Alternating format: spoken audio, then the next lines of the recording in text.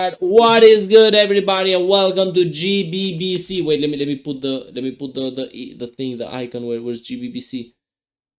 And welcome to GBBC WCQ edition, boys. I told you guys right after WCQ where we will be doing a GBBC, and here it is. We're going to be talking about like everything regarding GBBC, like decks, strategies, everything, with two people that will be going to Worlds.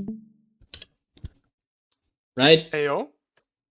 Niciboy, Talking about me? who's getting carried to Worlds, right? And then there's Jonas. Then there's Jonas. It's like father-son relation, you know? Yeah, true, like, true. I'm in the backpack. I'm in the backpack, bro, and Jonas like carried me the whole trip, you know? Like true. That's how it's looking. So yeah. Before we get into everything, EarlGB 3793rd, pretty much the GOAT, right? You might be like, yo, why 3000s, bro? Why are you in the top 4,000? Because I played for like 2 hours on stream, and that's it. So anyway, moving on. Look at this bronze icon, actual goated.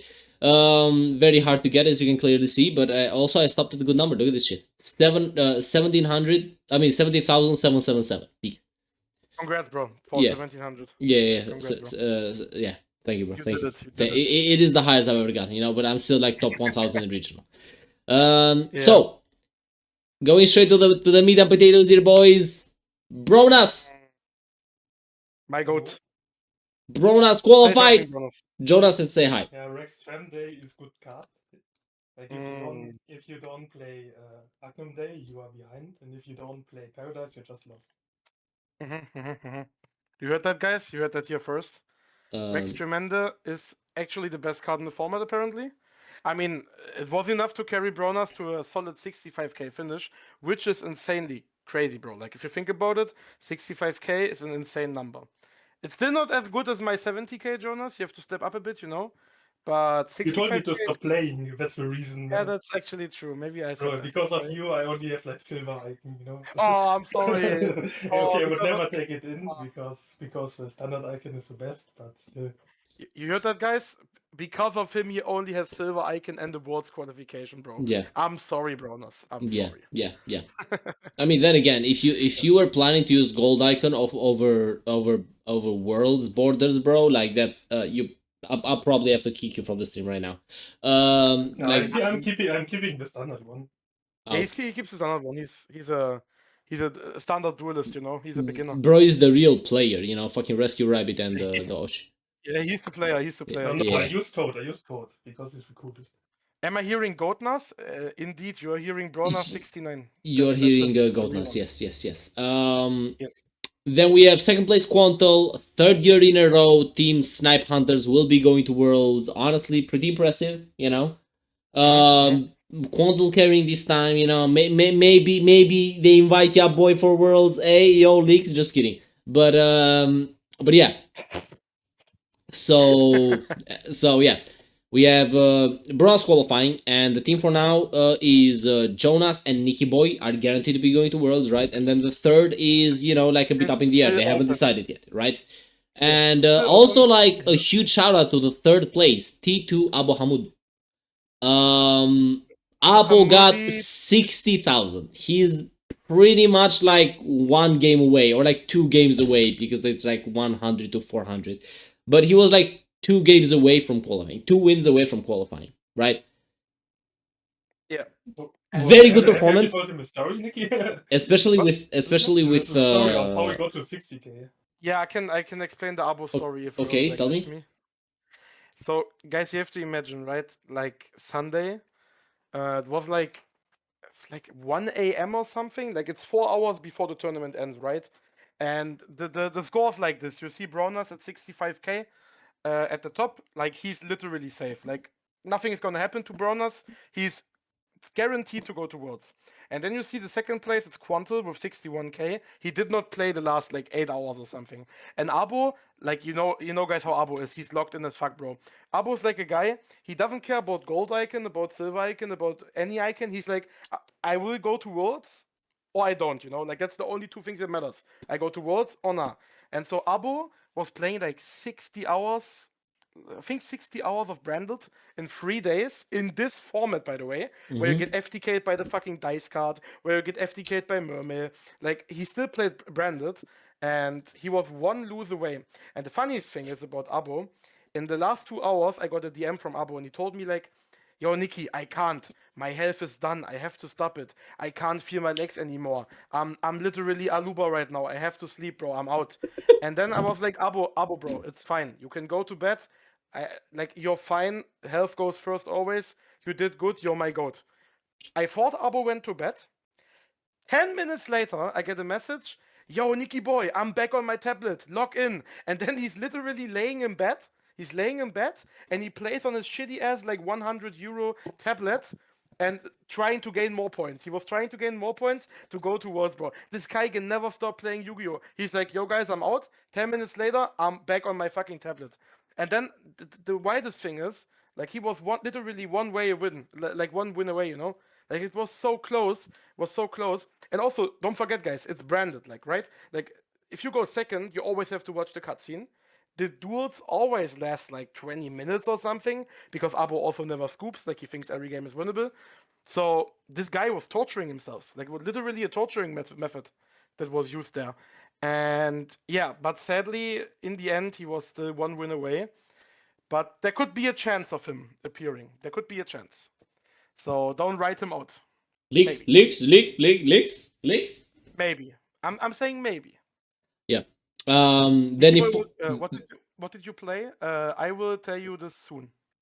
I will tell you this soon. 4th place we have Brahim, who is actually a GB Championship winner. So I'm just saying, GB Championship winners, like, you know, guaranteed to make it high. Okay, like, I'm just saying, no, you have the results right there. Okay, like, and then we have some like OCG imposter here. I don't know what this guy is doing. Why is OCG imposter in Europeans? What, huh? The 5th place is, by the way, Teremiare. He's also a T2 player. Okay, Teremiare. Okay, good job. And then we have Gargolo and J3 actually, who are very good performance. With like good jobs to everybody, right? And then somewhere between these two is Yaboy. You know, somewhere between these two. So yeah, that will be it for the thing. You know, let's look at the. Yeah. I think first of all, since we have the winner here of Europe, we should ask him, like, Jonas. I mean, I played DC Cup before. I also had like a high amount of points. But how does it feel if you're like, you are day 3, like you have 65,000 points, and you have a feeling you're gonna win? How does that feel for you? Like, do you want to play more games? Do you want to like say, I rather camp, I rather watch? Like, how was the feeling? Can you explain that? Like, I didn't really, like, you didn't really think about it, like you were just trying to win, and you were like always scared, like, okay, the last hour's coming in, people are desperate, trying really hard to win, like the games probably go faster for the most part. That was my thinking, and it was like not even safe with 63, I even played on, because even though there would be no point of playing on, I just kept playing games. But I probably should have stopped already, because I really wanted to be there 100%. And I felt like, okay, if I keep playing, like, I should win way more than I lose, and you get roughly 1,000 for win and lose, so maybe 1-2 worst case. So even if you play against Pislows, it's not that bad, it's not like in ranking where you get like 3 points for win and 12 minus for loss, so it's like very... So I thought, okay, like some couple hours left, like worst case I win like 10 games in a row at some point or something. So that was like my feeling. And when I was like at 64ish, like this rating, I was like checking the next hour, and I saw Quanto didn't play anymore. And I was like, okay, the next one is almost 10k behind. Like, at some point it was like 58, so I was like, okay, if Quanto doesn't play, I can chill for like an hour or 2. But then he just didn't play onwards, and then I felt like I was safe. Yes, at some point, and at some point the exhaustion actually kicked in, like playing over 100 games like every day, like grinding triad 55 hours, actually takes a toll on you at some point. Yeah, how much games did you play in total? Like, how many games did you play this whole run? Around 100 per day, I would say. Okay. I started a bit later than anyone else. I woke up at like 12 a.m. or something Mhm. on the first day. Like I don't really feel like starting like at 6 or 5 in the morning. I'm not a morning person. Like no point of queuing early for no reason. And you have to sleep a certain amount of time anyway.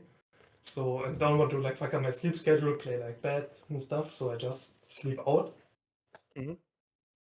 Yeah, that's Yeah, like and a thing that a lot of people are saying about the DC Cup. They're saying like, yeah, it's a human rights violation and it's dangerous for the human health and like it's not a good way of qualification. So before I ask you, I want to say for myself, because I also grinded a lot of time this time. I mean, I only hit, like you see, 38K. I'm not totally fine with this result. I could have played a lot better. But for example, in the last DC Cup, I can show it on my screen, for example, I did really good. And I'm gonna be honest with you, I played in the last DC Cup. I played, I think, 280 games or something, which is not really much. Like, I think it's okay. Like, yeah, it sounds much when you think about it first, but like, if you track like multiple players over the weekend, they all play over like 300, 350 games. I could guess that Joshua played like 400 and stuff. Like, he was streaming for 12 hours per day. Like, that's a lot of time, you know? And yeah, do you like the system of the DC Cup, Jonas? Do you like it? Don't you like it? What's your feeling about it? like on the one hand, I really like it because you get to grind a lot of games, and that makes the variance quite a lot lower. For example, if you play at the YCS, like you can not like guarantee a top, but you have like only like let's say if you're well prepared, you only have like 80-90% chance of like topping the YCS. You know, if you try, Mhm. I would say like sometimes maybe even less. Depends a bit on like what the deck is, you know. Like if you're playing against Smellis all day, you know, like it might only be like 60-70% guaranteed top cut. That's true. Because you know, like they have infinite interrupts. Like to be honest, like many players were like really bad. Like I won so many games at the last YCS I played with like a Magna mood and one more entrap with like Fiendsmith Rising. And you have to imagine, like if Melis somehow gets into GBC or like Link reacts, you have like 0% win chance if the Melis player knows what he's doing. It's like super bad. Yo, Also, can at you that, 1 second? Can you increase Jonas' volume? Yes, Jonas, can you say something again? okay, yeah, hello. Is it better now, chat? I'm not sure. Is he loud enough? I hope so. Yeah, but You have but to imagine, like even even in Continue. those, okay, like even Continue. in the Smellis matchups, you know, you have to imagine, like in the day, the matchup was really bad because Smellis just outgrinds you, is able to survive, and you have like very little counterplay to it because you have limited engine pushes and they can play around it almost every time. So the matchup even is really bad.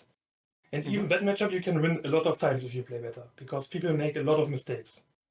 So Yeah. and even then you can almost guarantee it. But you don't have like 100% chance. You know, like very good players didn't top events.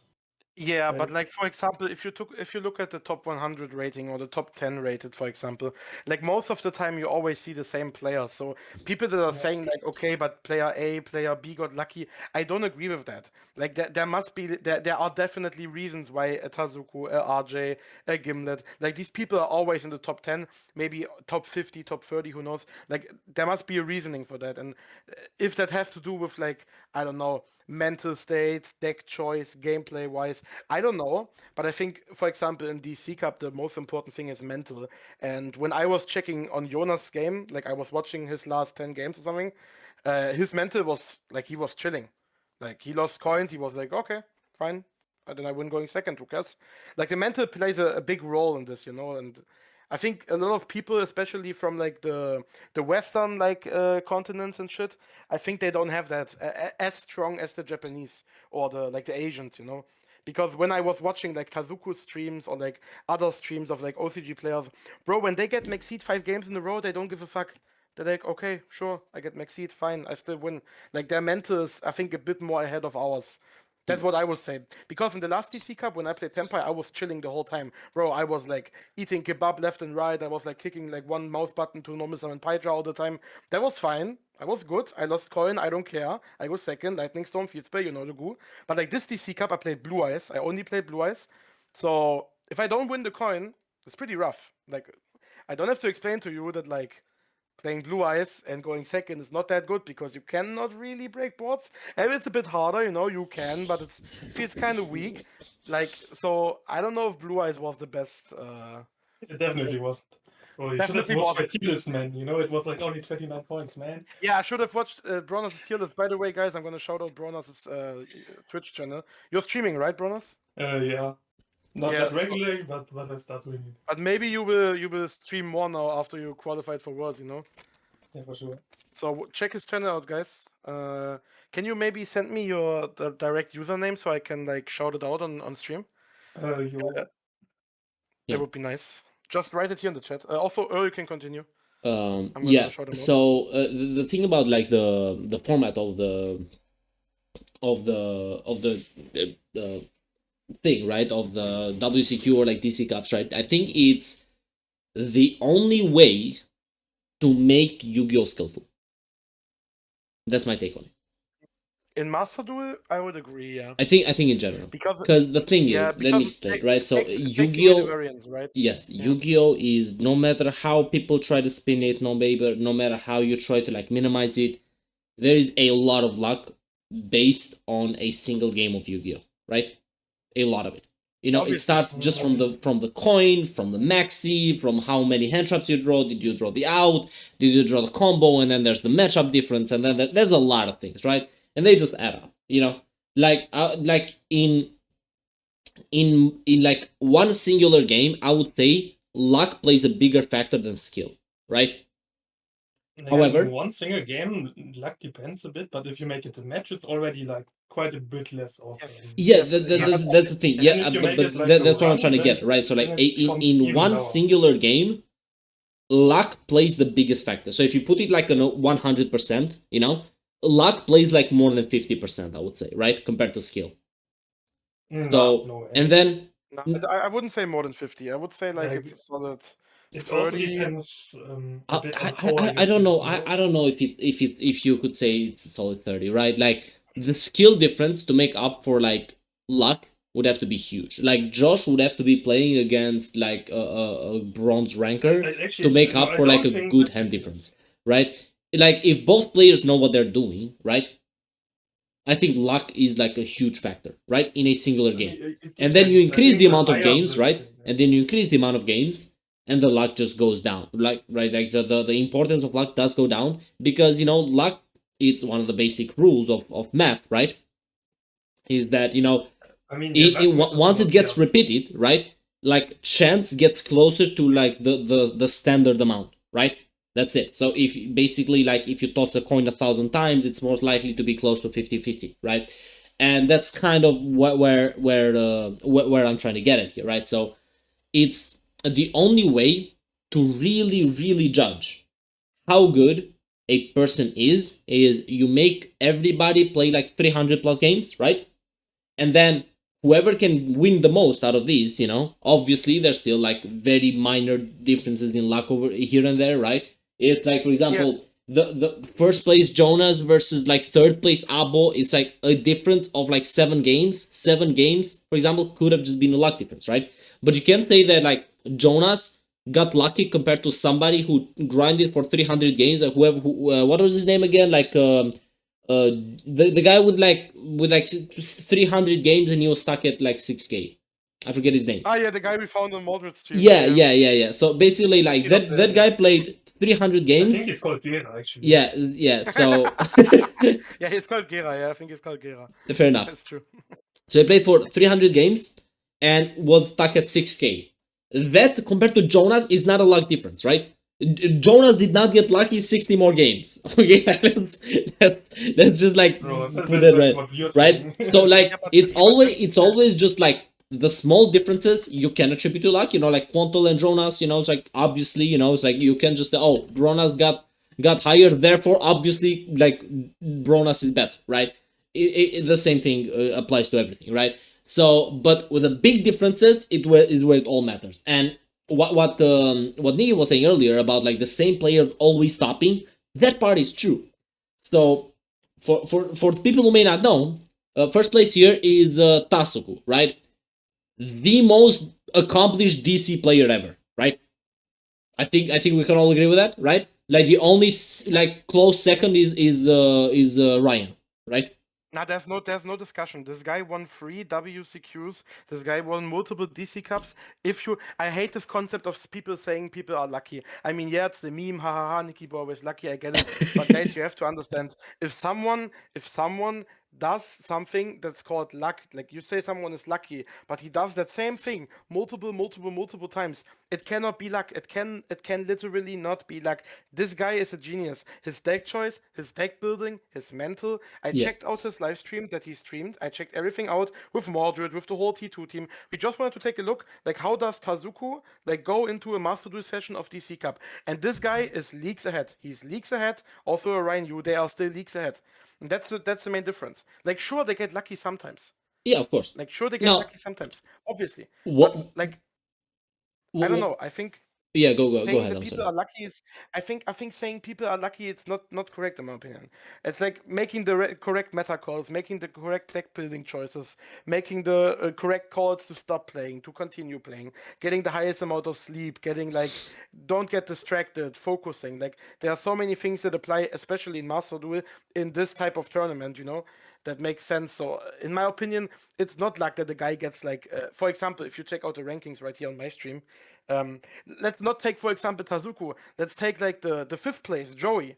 That's a North American player, and he's very good at the game. And he only played Blue Eyes. He literally only played Blue Eyes. And in my opinion, for me, for example, after day 1, I ended on 40,000 points. After day 1, Blue Eyes did not work at all. I played Blue Eyes 24/7. It did not work. I fucking sucked. But this guy, Joey here, he managed to hit 70,000 points with Blue Eyes. And this has nothing to do with luck. It has nothing to do with luck. This guy had some meta calls, had some deck building changes. He adapted well to the meta, and that made him to the 5th place. You know what I'm saying? So I think luck plays a role, yes, but it's not 50%. I would count it down to 30 or something. Yeah, sure, you brick. Not even that.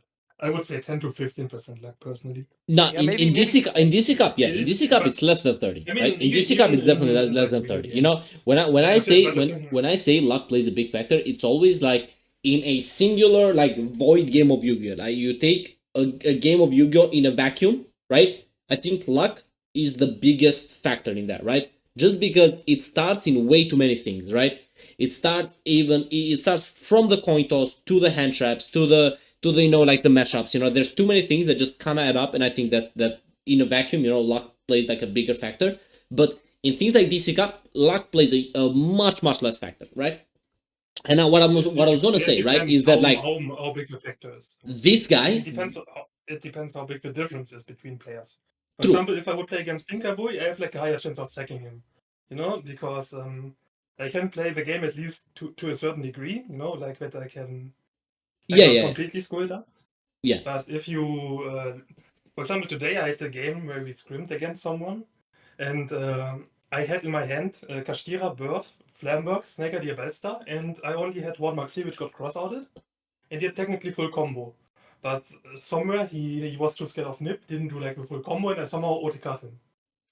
Yeah, so what Jonas is probably saying is like, yeah, you can get unlucky or your opponent can get lucky, but the good players, and I would count, for example, Bronas also to the good players or to the very good players because he got first place in Europe. So like these guys, the good players, they win games they are not supposed to win because the opponent makes a mistake, they take advantage of that mistake, Yes. and then they still win. I mean, bro, how often, for example, in fucking Meta Weekly I played and my opponent played like fucking a newborn child and I managed to win. For example, against Pesho, bro, this guy misplayed like crazy when he played Kastira. Remember, bro? If he was inting like crazy, bro. He should have. Thank you for the follow, by the way. Shoutouts to Pesho the Banana for throwing the finals, bro. I love you, bro. Fucking Inter. Yeah, like what I'm saying is like the good players take advantage of guys misplaying. And that's the skill that you need to have. You have to see like a game where like you have a chance of like 10% of winning, but you see like one winning line. And like these good players, they scoop very late because they're still assuming, okay, I'm better than my opponent. So if he misplays, I'm gonna take advantage of that and I'm gonna fuck him. You know what I'm saying? And these guys do that, and that's the skill that they have. Yeah. Kazuko, for example. And Yeah, also deck building depends, you know, like if you're playing a deck like Centurion where you have 2 engine pushes max, you know, if no Primera gets stopped, okay, field spell gets stopped, you lose. Sure, then it's also about you because you played Centurion. But if you play a deck like Snaker, you know, like you have your Unicorn, you have Ash, Bonfire, Wanted, you have Bellstar, like Sangajin, you have 10,000 engine pushes. Like you can have Droplet, you know, like if you build your deck correctly, like you can try to contest everyone and like make them actually. Yeah, deck building does matter, right? But another thing that's like just proving just how much it's not luck in this case, right? It's like Tasuku has been first place in DC and WCQs so often that the last time he picked White Forest, right? Was it last time when the White Forest scope was going on, or was it like one time before that? I think it was last time. That was the DC Cup where I got the previous DC, yeah.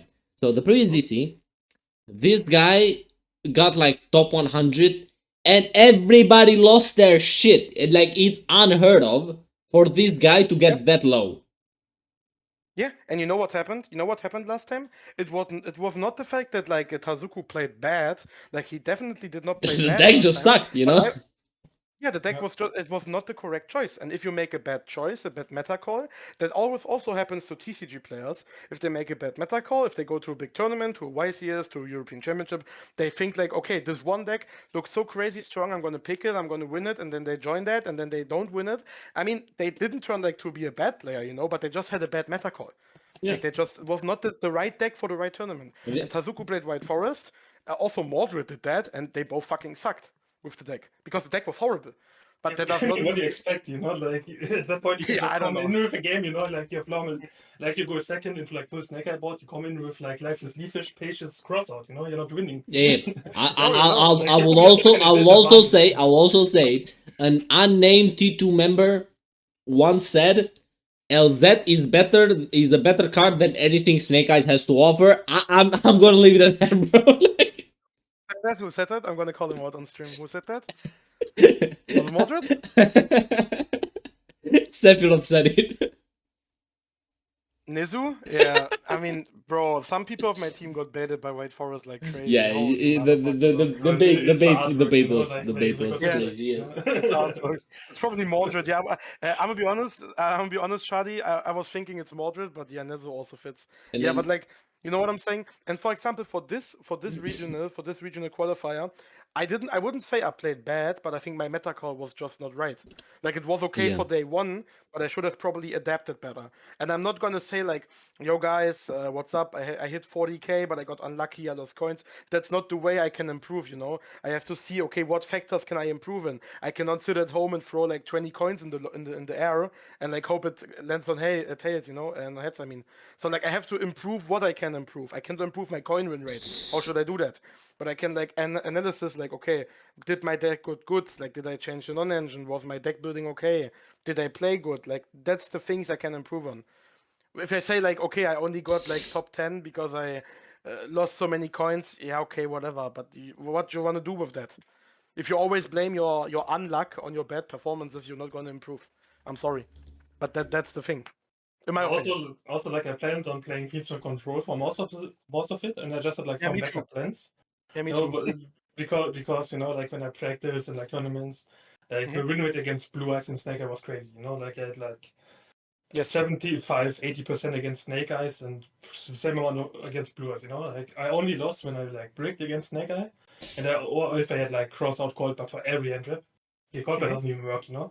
But on against Blue Eyes, I only lost when we didn't draw like the Blue Eyes cards. You know, like only when we draw like hand traps and drill beam, where I cannot push through. Because if they don't play, you know?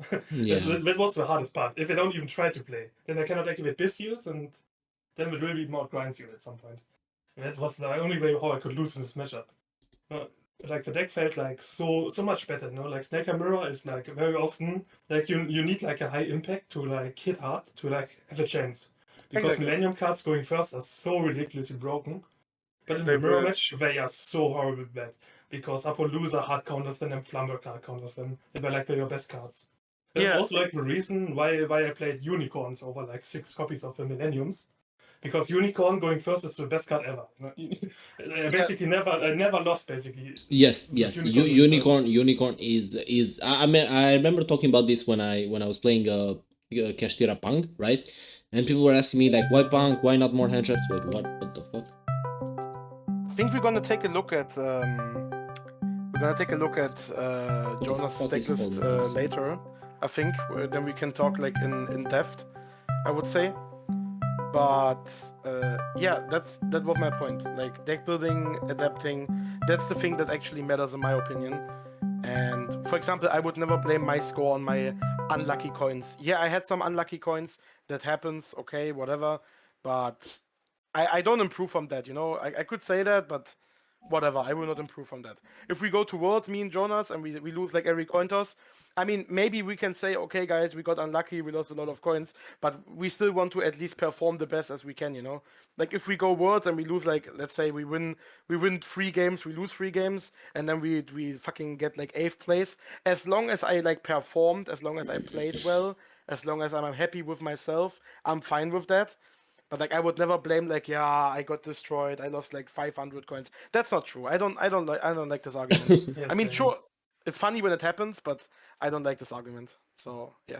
Also, Yeah, an- like if you get Chundra, you get Chundra, you know. That's Yeah. Yeah, if you get Chundra, you get Chundra. Yeah, that also happens. Yeah. Another he's thing that fair enough, maybe. another like big elephant in the room that I kind of want to talk about is thoughts on Latam being free. What happened? Why is Latam always free, bro? Free. Is it that free? Like if you look at here, like it's still 50,000 points you need, right? Or like 57. So it's not that much lower than other seasons. I mean, Basically, like, Judeo is obviously the best player from Latam. Yes, We know yes, that. obviously, you know, like he's like this. It's the second time he wins WCQ from Latam, right?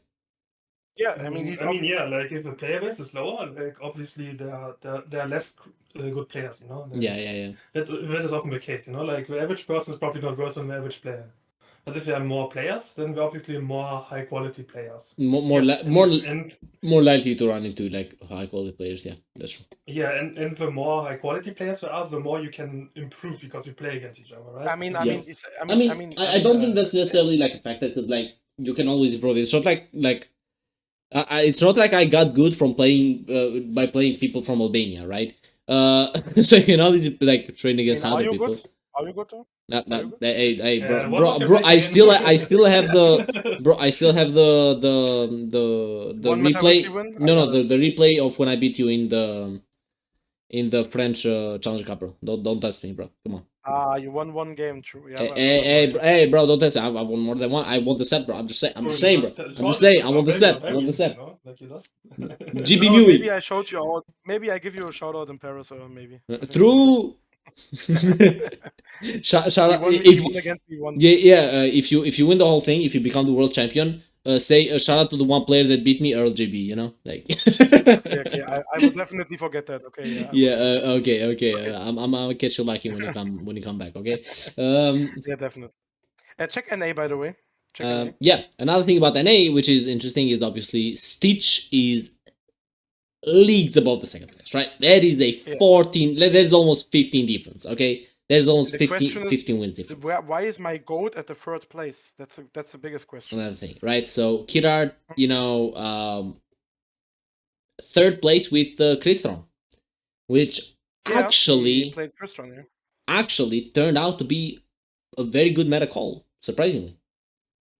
I'm still not sure. I still can't explain how Crystron did so well. And if you guys are wondering what do you mean by that, is I don't mean Kidart, just Kira, by the way. Tasuku also played Crystron for the most of it.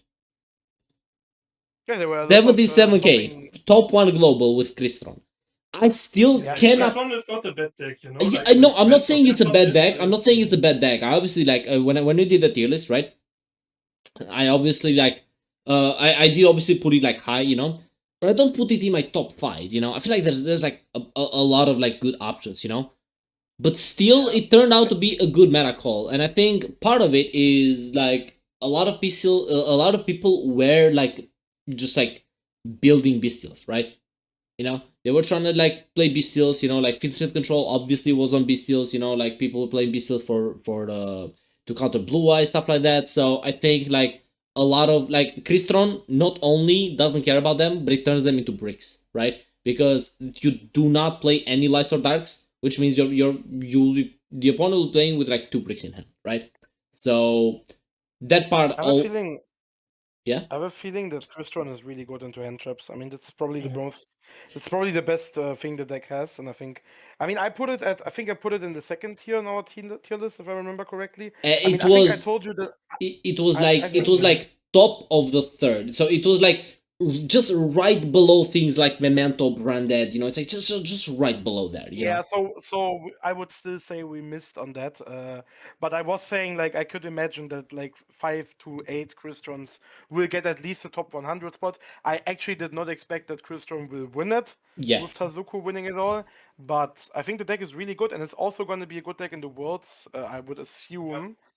So we definitely keep an eye out for that. I would say. It I absolutely think the will strength be. of I think Crystron the only thing is pretty. Wait, that could let maybe Jonas. like. Okay, my bad. Go ahead, Jonas.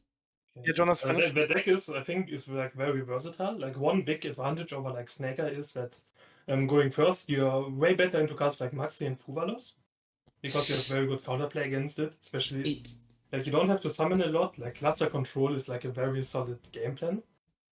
Also, many people don't know what the cards exactly do, so they get like outplayed by. There are like a lot of hidden effects and interactions you don't really know about. For example, if they have like a Dawn Dragstar, it can make itself level 5 before it goes into the level 9 guy. Like they can also destroy their own guy to get into a 5. Like Samurai Destroyer, many don't even know about the Nova thing, with to go into how's the guy called? You mean the fusion that jumps out of the Nova, or what do you mean? Exactly. Like some people like don't know where to enter them. For You mean example, Mekaba, for example? Yeah. yeah, Mekaba, yeah. Like there are many things, and also people don't know where to enter the deck. For example, if you have, it always depends a bit on how good your engine power is, etc. For example, if you have an Imper, you often just keep it for your turn.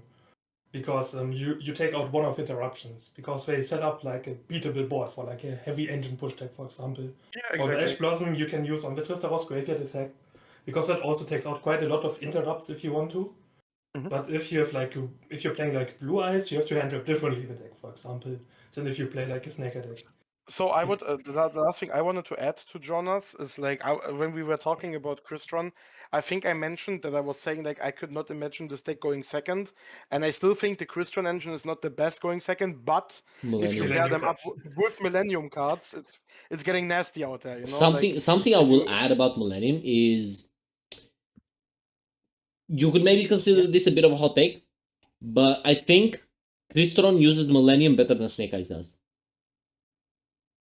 I mean, The reason for it's that, like two different races. It's like two different races. yeah. So the thing, something that is like kind of crazy about Millennium in Crystal, right? Is like Millennium wants to get cards to the graveyard, right?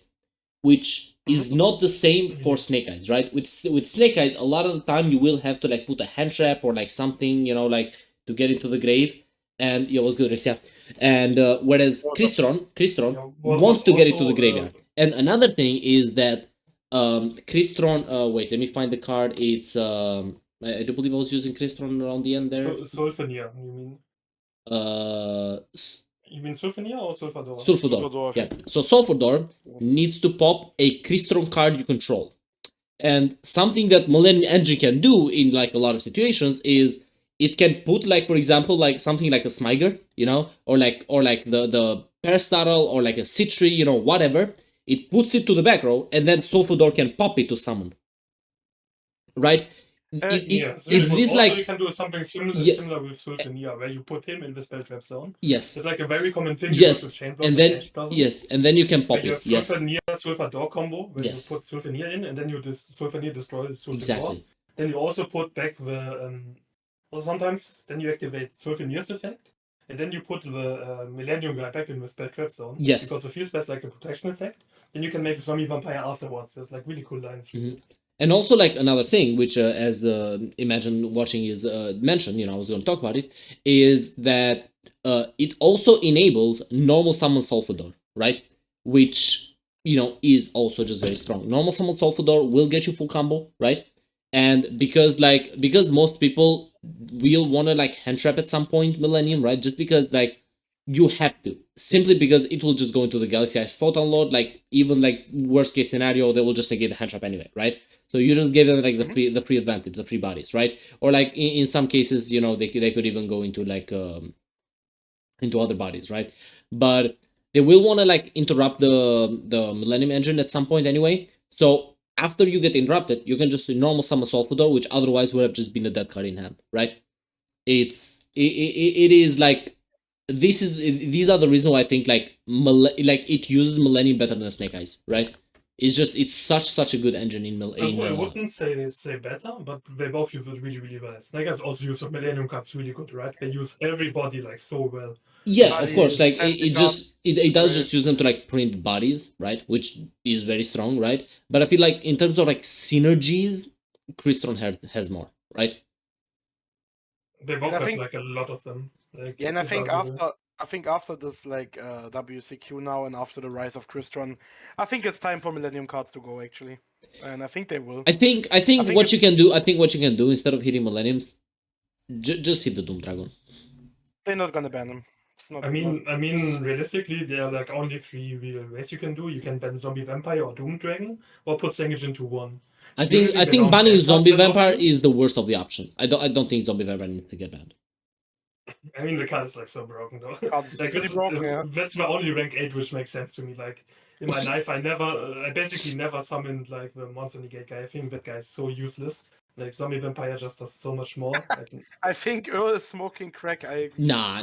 Dude, the thing is, there's like, okay, so like, what else? Okay, so I think like, Zombie Vampire is a very fair card when you gotta play like actual proper engines for it. You know, like you gotta play Horus for it. You're playing a shit engine, you know, just for like a Zombie Vampire, right? It's like, I mean, Zombie Vampire is so crazy. Like you mill your opponent, which is like you give information. They're like so crazy cards which you can mill. You can mill the Fenriers, you can mill Ghost Ogres. yeah, but I don't think it's ban worthy because like, when has Zombie Vampire been a problem before Millennium?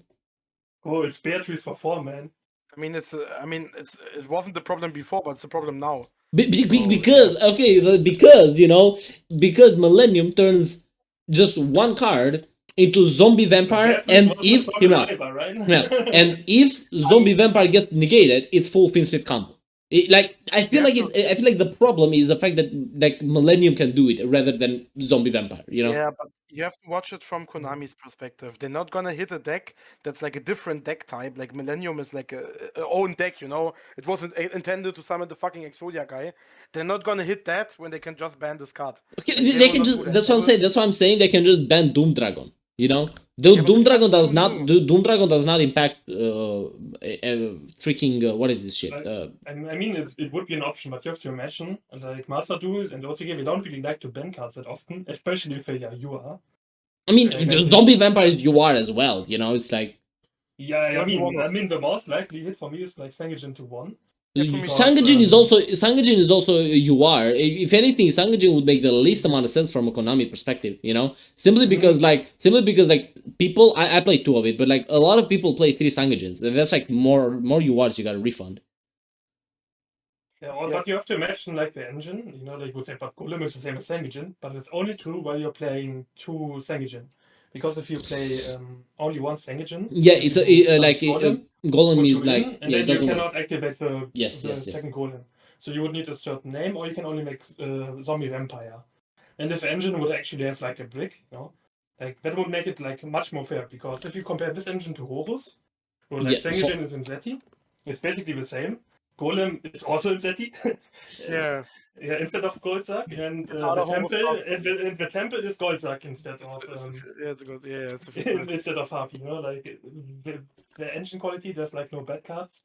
It's like playing super heavy samurai, but there's like no lock, and I don't there's like no brick. You know, I feel like Doom Dragon. I feel like Doom Dragon is the smartest hit. Yeah, but this I card. think what Doom Dragon adds is like way too insane for Millennium Engine, right? If you're going second with Millennium it's Engine, really if slow, you're going yeah. second with Millennium Engine, Doom Dragon I think is the biggest problem, right? Especially because like Doom Dragon adds, you know, at 3k damage to the board, right? Which gives like a lot of decks really simple lines to lethal under Nibiru, right? It is a board breaker. It is like a way to get cards off the board. It is people use it for fucking Nibiru protection. Doom Dragon is way too good. I think if one thing gotta go for the Millennium Engine to get weaker, I think it's gotta be Doom Dragon.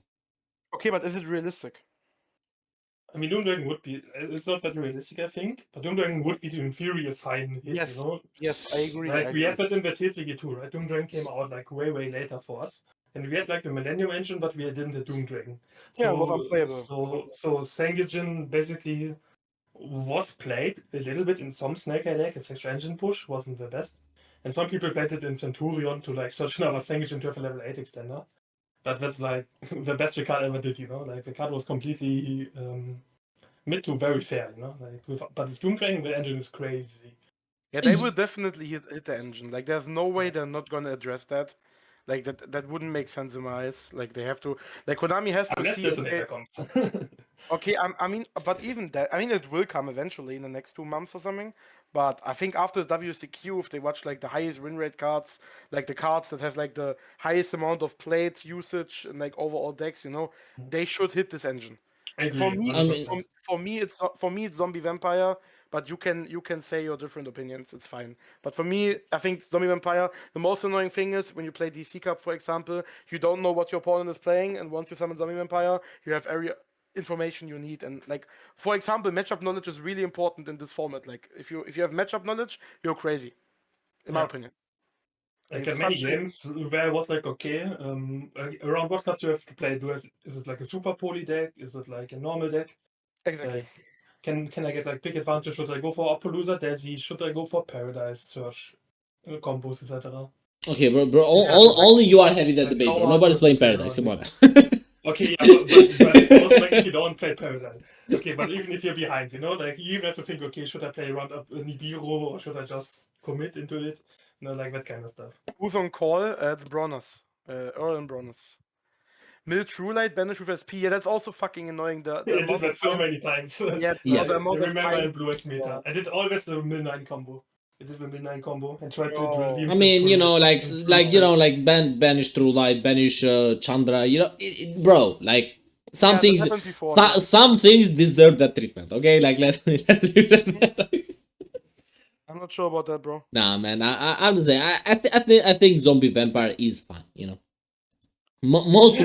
most time, bro. Most ways, bro. Most ways to summon Zombie Vampire suck ass, bro. Like I'm saying, bro. Like it's the problem of how easy it is to access rather than the card itself. You know, like. Horus. When was Sephiroth? When was Horus into Zombie Vampire ever a problem like before? I mean, guys, One TCG was the best deck by far. You know? one thing, see guys. that? You always have to imagine in this call there are 2 people that are going towards and one that's not. Bro, no. There's one person who qualified to Worlds and one of them who's friends with him. Okay, like you know what I'm saying, bro took his fucking grandmother to Worlds. Okay, like bro, you got carried. Come on. I mean, Jonas does not have a gold icon. Bro, like you have like a hiker and then bro, you have the hiker Jonas, and then like he has the backpack Nikki. Okay, like bro, Bro, after winning 1 meta weekly, you became pretty arrogant, bro. I can't believe that. Bro, okay, bro, What the okay. fuck, bro? Niciboy the next Victor Lee, exactly, bro. Niciboy actually the next Victor Lee, bro. When's your book coming out, Niciboy? Soon. I will write a book here. Bro, Victor Lee is crazy, bro. Victor Lee, let's go. Victor Lee is crazy. Niciboy Lee, yeah. Like you could have already written the book while watching your opponent play a full combo, you know? Actually, true. I could have. Nah, but like, okay. Abomon already wrote like 10 like dictionaries, you know, like. Abo wrote like 500 dictionaries. No, but what I wanted to say is like, okay, you can, if you are like, oh, maybe you don't ban Zombie Vampire. The main thing is, Bro, okay, it enables too many fun decks. Okay, real reason. It enables too many fun decks, bro. You can't do that to me, bro. Ban the actual public card, bro. I swear to God, nobody will give a shit, bro. Nobody besides actual meta decks, you know, actual problematic decks that want to abuse Millennium. Nobody will care about Doom Dragon ban, you know, except of course maybe like the Crystal Beast player, right, in Meta Weekly, right? That's it, bro. Nobody cares, you know. Whereas you ban freaking Zombie Vampire, bro. A lot of like, you know, fun decks actually suffer, and I hate that, bro. I hate that. you hate that, but Konami does not give a What a fuck about it. fun. Bro, what it's are the your same. fun It's picks? 1 UR for Which 1 used UR, to bro. be It's Vampire. the same financial for Konami too, bro. It's the same way financially, bro. No, but I told you. Tell me I- one funny deck that summons zombie vampire. That yeah, is tell fun me, and fair. tell me Bro, one. chaos. I'll fucking leak my chaos list right now, bro. You can't tell me that. Wait, where's my Unplayable. What are you talking about? What is chaos supposed to be? bro? It's like wait, where's my fucking thing? It's like a meta weekly deck, Jonas. He would l- pick that and would write Daddy DK to put him on stream after he loses. Look round at one. this, bro. That's like You're telling me Where this are the is you're fishes? telling me this is not peak. Like this is literally peak list, bro. I played against it a lot, you know. Like step 1 is usually is my entire deck. Step 2 is get the Lumina loop. Step 3 is make fishies, but you're missing the fishies. Fish Why what? aren't you playing, bro? I can't Well, believe Earl has so many shit decks, bro. I can't believe that. What the I fuck I is do, this? bro. Look at this. Oh, All of them fucking getting carried by zombie vampire, bro. Like let my boy be, bro, bro. this is not the deck, man. This is just Imzeti. Bro, no, At that it's wait, the wrong one, bro. It's a deck with him set, bro. You just don't know. You're behind. You're behind, Jonas. I'm sorry, you're behind. I played kill elements, man. Like that was like very fun, but it was not healthy, man. You know, like I've seen many very sad places on the opponent's Okay, team. okay. I think we should talk about the benders later. I think we should talk Okay, about yeah. Mermaid now. Okay. Mermaid, Talk about okay. Mermaid. Okay, Do we have so maybe a mermaid? Do we have a mermaid list so we can like better show wait, it off? let me what we are just talking about? I should have it somewhere I'm here. highly advising if you're still in my chat, don't forget to look at Earl's chat because Earl's stream because I forgot to Yeah, set it up correctly. so we do So we talk about have. Mermaid now, and I think Mermaid was probably the best pick. I think, in my opinion, I think this deck is fucking insane. It's definitely a very good pick, but the Okay, one so thing I don't don't like about the deck know. is how bricky it is. What do you say, Jonas? Like, the only downside of the deck is that it's like really bricky. Bricky, The only thing I like don't about it. know if I agree. You know, I played Mermaid for a while. I don't think I ever like played Mermaid and think, damn, this is a break. I mean, you have like these soft bricks that are kind of annoying in this deck. Where when you But draw it's like them, There's for so many the hands where you most lose part, like for the most one part, edge it's or very one manageable though. I think this deck has like either the highest like hand quality imaginable, or like damn, I bricked. So I Like don't know. you have like crazy cards like Okay, you have so the Biz, then you something have that like these combos where you have this card plus this card outlet, but you only have like very limited amount of good cards. Bro, is that one a Biz Shrine? Yeah, it's one of the shrine. I don't fucking know. okay, this Shrine, Stellar? not Shrine, this man. is Stellar's list, right? So this is Stellar list. He got, I believe, what spot was it? 14th, right? So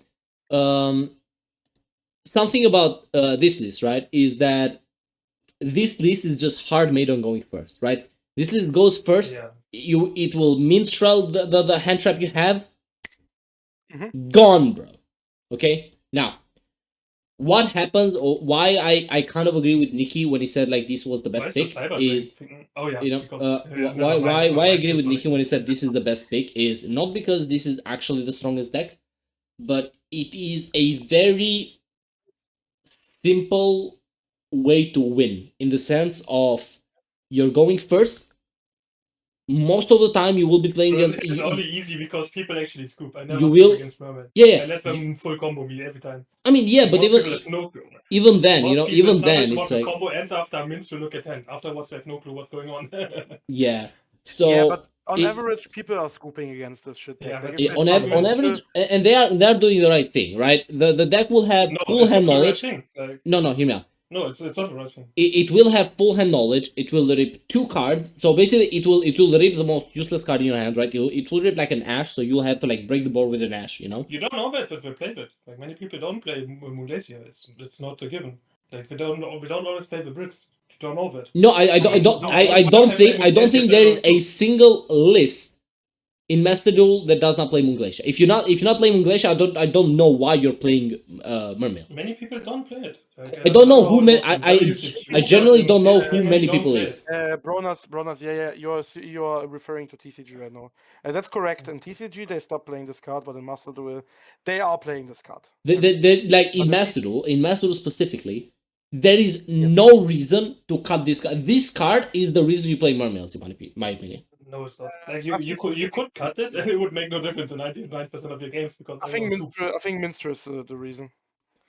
I think Minstrel and Dragoons, like, and also the crazy amount of, like, you have to imagine how good a normal summon Neptibus is. Like, a normal summon Neptibus eats like 2 hand trips alone, and then if you have any extender, your opponent like hand looped himself for two cards. People Yeah, also but don't know the what- thing I is, guess the engine is hear me out. really good at like. Thing is, playing like, through boards. this deck, Yes. this deck actually does not. The board it puts up is actually not that scary outside of Moon Glacier. I agree. Six cards can actually beat the board. You know, 6 good cards. You take out Moon Glacier, 6 good cards beat Yeah, the sure. board. You know, as long as assuming you just don't get FTK'd by the dueler, right? I Get mean, rid of- the interruptions are like not unbeatable, especially if you have board breakers. But it's still a very strong board. Like there are like many strong It's an cards you can go for. all right board. You know, I wouldn't call it a very strong board. You know, like a very strong board to me is something like Blue Eyes has puts up a better board, and obviously Snake Eyes puts up a way better. No, like high end Blue Eyes. High end Blue Eyes is definitely a better board. I think. I mean, if you pass on like 2 circles, Won't it be 5 cards plus hand knowledge? How would it be 5 cards? Like if you hand rip, you know, the card comes back anyway. Without Moon Glacier, Like, it's 6 cards. there are combos where you rip the best card away and shuffle it back. Like Yeah, when you prima- don't play. Oh, you mean that? Oh, you mean like if Prima you play Donna, if you it's play pretty the if you late. play the shuffle? Yeah, sure. Don't you Prima shuffle it away? Donna, I mean, yeah. depends. Some lists are not playing it. For Almost. example, like Yeah, it depends on what combos you go Yes, for. Like many people yes. don't even know what combos they go for because they never do the combos, right? So, but Yeah. technically, if you would do a combo, like there are many ways to actually make very strong boards. Yes, but Also, like the first thing is they always have the sealed path setup. Like you always have like your prince in hand, because you can with Rhine you can discard the prince, then you draw one and revive the Poseidra. Poseidra sends down inventory, bounces a card, and then inventory destroys one more card, which is like the sealed path setup basically, which is like pretty strong. And usually, depending on how many hand interactions they have, you set up extra layers.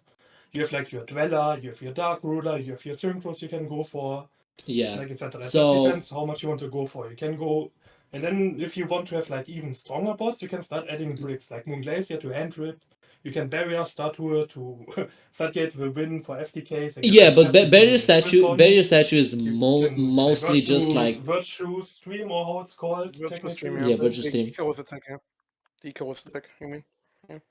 Like that, you can add bricks, but you don't need the bricks. Like the endboards they set up are pretty good regardless. And if you add bricks, the endboards become like very stupid. But technically, you don't need the Moon Glacier, and I probably would have not played it. Maybe I would because it's like the best thing against Fuvalos. What do you mean, Moon Glacier? Yeah, if you get Fuvalos, very often you go for a hand rip. Glacier, most yeah, of yeah, the for hand. 100 too. Yeah. You don't give a single draw most of the times, or maybe one with Yeah, Shadow Squad. depends. If you have like sadly you have to start with squad, then you give one. In some lines, you give one draw to get into a synchro or into the Dark Ruler guy. Yes, exactly. But But when the Moon Glacier is like the defense against that.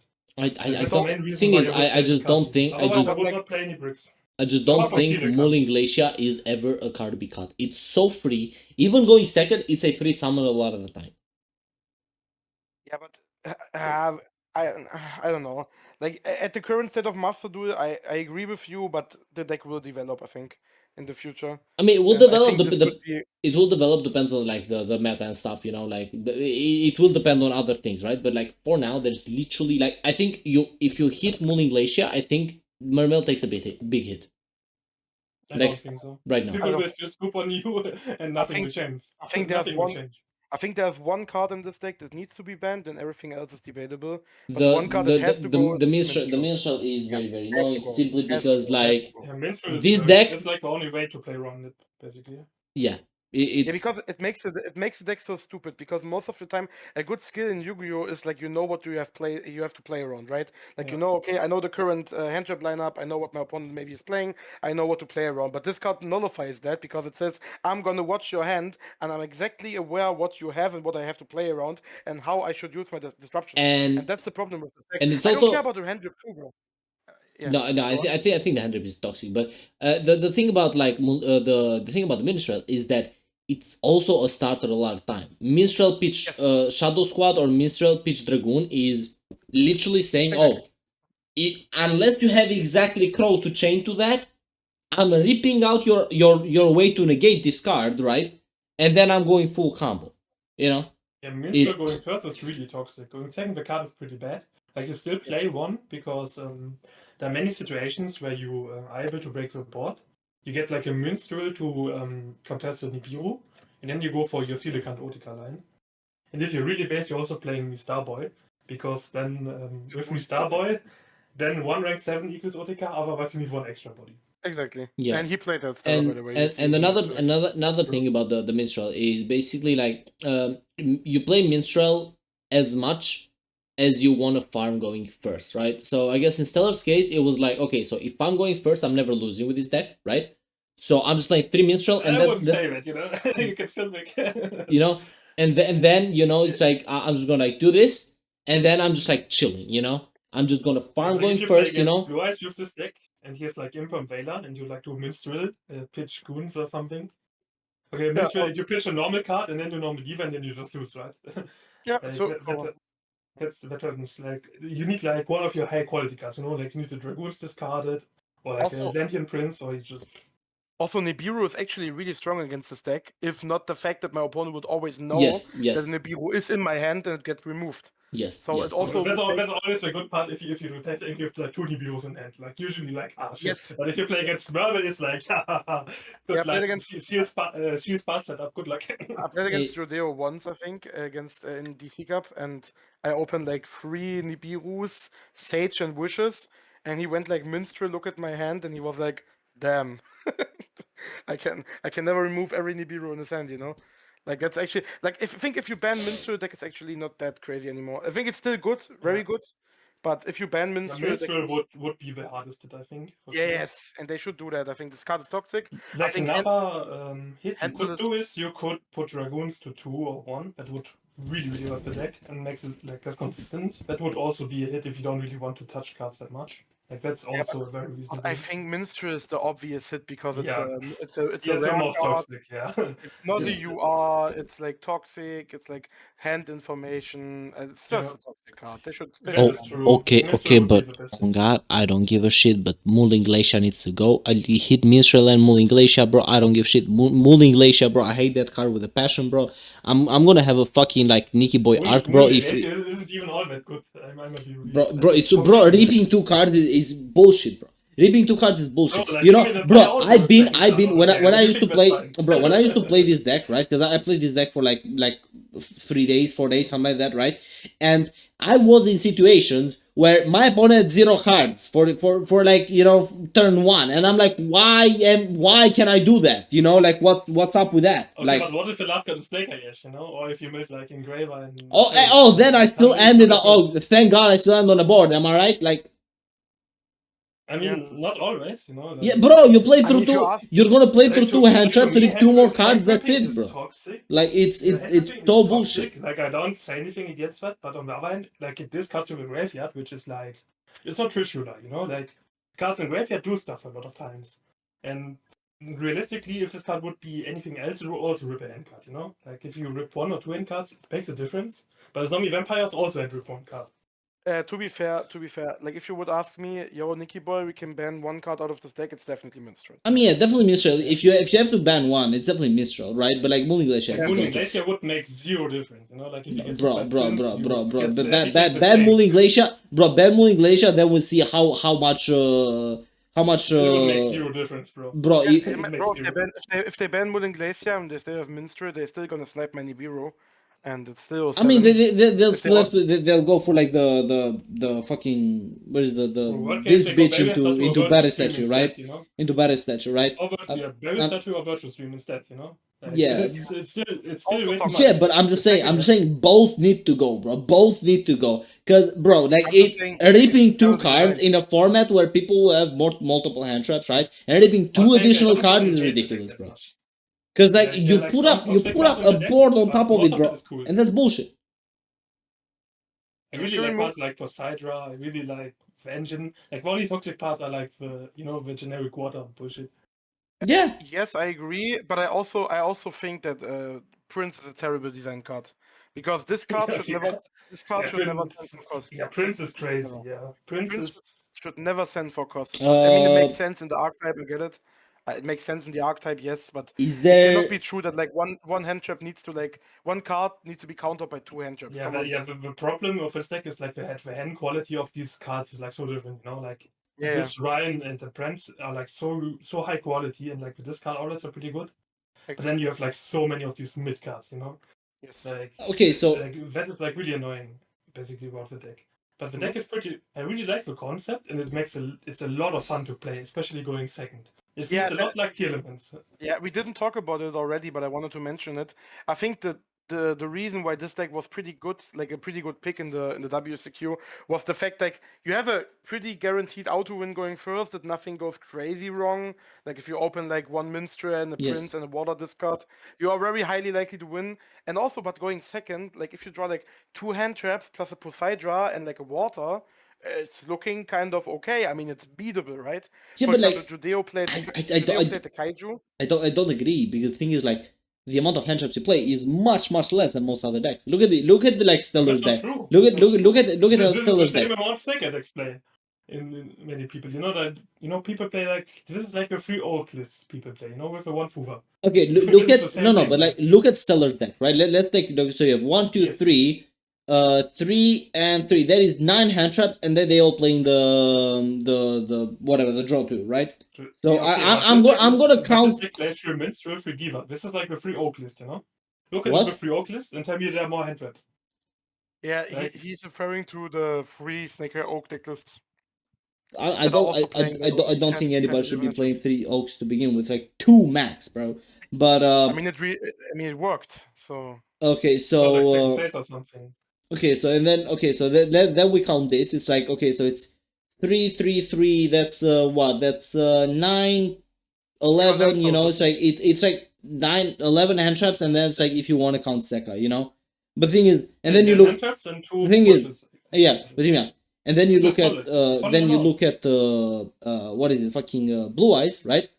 And then Okay, but Blue Eyes is not an engine for our deck compared to and Blue Eyes can never break boards. Like you have to play engine. yeah. It's Okay, like- okay, but like okay, but then you look at Snake Eyes. Snake Eyes still plays slightly more, but Snake Eyes still has a very good engine for going second. You still have a lot of crazy pushes. The thing about Mermail is Depends. you do not I have. would rather play Snaker into Mermail going second. I would rather play Mermail into Snaker going second than Snaker into Snaker going second. Unless I have Fuva them specifically. You'd rather play. I'm sorry. What again? You would rather play Snake Eyes, Mermail I versus. would rather play Mermail going second into Snake Eye than playing Snaker into Snaker going second. Unless I Fuva them. I honestly disagree. I mean, fair. Like if I activate the draw 2 and like recycle 1, if I get into a Kaiju, I break the Snaker. I break the board every time. There's a good chance that they're decaying you. If you play the Kaiju, yes. I think the Kaiju is the main difference in this argument. Because this deck we are looking in right now, this deck still loses to Wanapalooza, in my opinion. Bro, and like another thing that I kind kind of don't like about the argument of like, oh, bro, Poseidra just breaks everything. It's like but Poseidra on summon effect can get negated by Apollo. You know, it's like it's not like. You know? Yeah, Appalooza's like Appalooza FTKs you, but if you play Snaker, you're also getting FTK'd by Appalooza like 99%. No, that's not necessarily the thing, right? Because there's the thing about the Snake Eyes part is like, for example, you will have access to like Snake Eyes Ash, you know, which you know you will have to negate, and then it's like okay, so and you'll have a Snake Eyes That Bell, which is a 3,000 body, which you know you can't Apollo negate the summon. It will be on the field, which is a huge body by itself, you know, and they'll be like okay, so from that you can just turn those two into an SP, you know, and that SP will like counter 2 more cards, you know, you need like 4 to 5 engine pushes to have like a chance in the mirror if they have a board. I mean, yeah, but like, what do you think? Yeah, but the thing is that you can just normal summon Nepta Beast into boards and hope it works. Every board has the removal. Bro, you don't start with Nepta Beast. You start with like let's say we start with Poseidra or Theos. This card one, you suddenly get like so much extra value, especially with Sekka Slide. You fix your hand quality so much with that card. Like you put I'm that. I'm putting up my deck list, Lemster, because you ask. That's what I played for WCQ. You see it on my screen. Also, like imagine you have if you play like one Poseidra with a discard into a full Blue Eyes board minus Drill Beam. Like that checks most of the end board just by itself. Yeah, okay. The thing is like that's just like a thing about the Blue Eyes end board, right? It's similar to like Memento versus Blue Eyes, where it's like if you're super poly, you check mostly everything, right? But that's more like a matchup specific thing. But I think in general, it's just like going second with Mermaid is a bit like overhyped. I think, you know, it's not as good as like, you know, like you like No, it's actually really good because in general like you just have to track so half the board and Silicat is like always Otica again. yeah, in Good general guy. I think if I'm going second with Mermail or Snake Eyes, I'm choosing Snake Eyes every time. I don't. Also, like in many hands, you actually rather want to play going second as Mermaid, crazily enough, because many hands are like too vulnerable to like one Veiler or Ash Blossom, and going second you have like way more power. If you have like a hand with like Fuva and Poseidra, suddenly going second is really really good with the deck. Like that's one thing from my experience with the deck, which I seen. For example, if you play in TCG and you play against Mermaid, I let Mermaid go first after siding. There's no point of going second against it.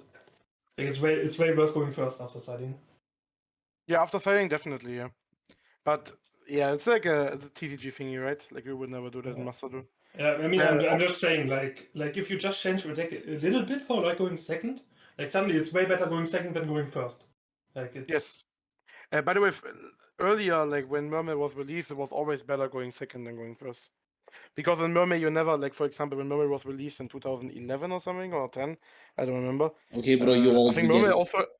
also Mermaid had a terrible end board, so like they liked going second because they were so explosive. Special summon something, pitch infantry, pop a card, search a card. It's the same nowadays. Special Teos, pops, discard something, search something. Special Poseidra, bounce something, search something. You know, like it's always the same. You know, like the deck is fine going second. It's not like, I mean, if I ask a Mermaid player, for example, like Judeo, if I ask him, "Yo, do you like going second?" He would answer no. But like, I think he could much rather go second with this deck than with Blue Eyes. Like I was 100%. I mean, I was obviously, dying inside. the thing is like Blue Eyes is just like dreadful going second, right? But that's just like that's the difference between like two like very opposite decks, you know. Yeah, but like I think if you want a deck that can actually have a chance going second, you should play also Mermaid. Mermaid is a good contender for that.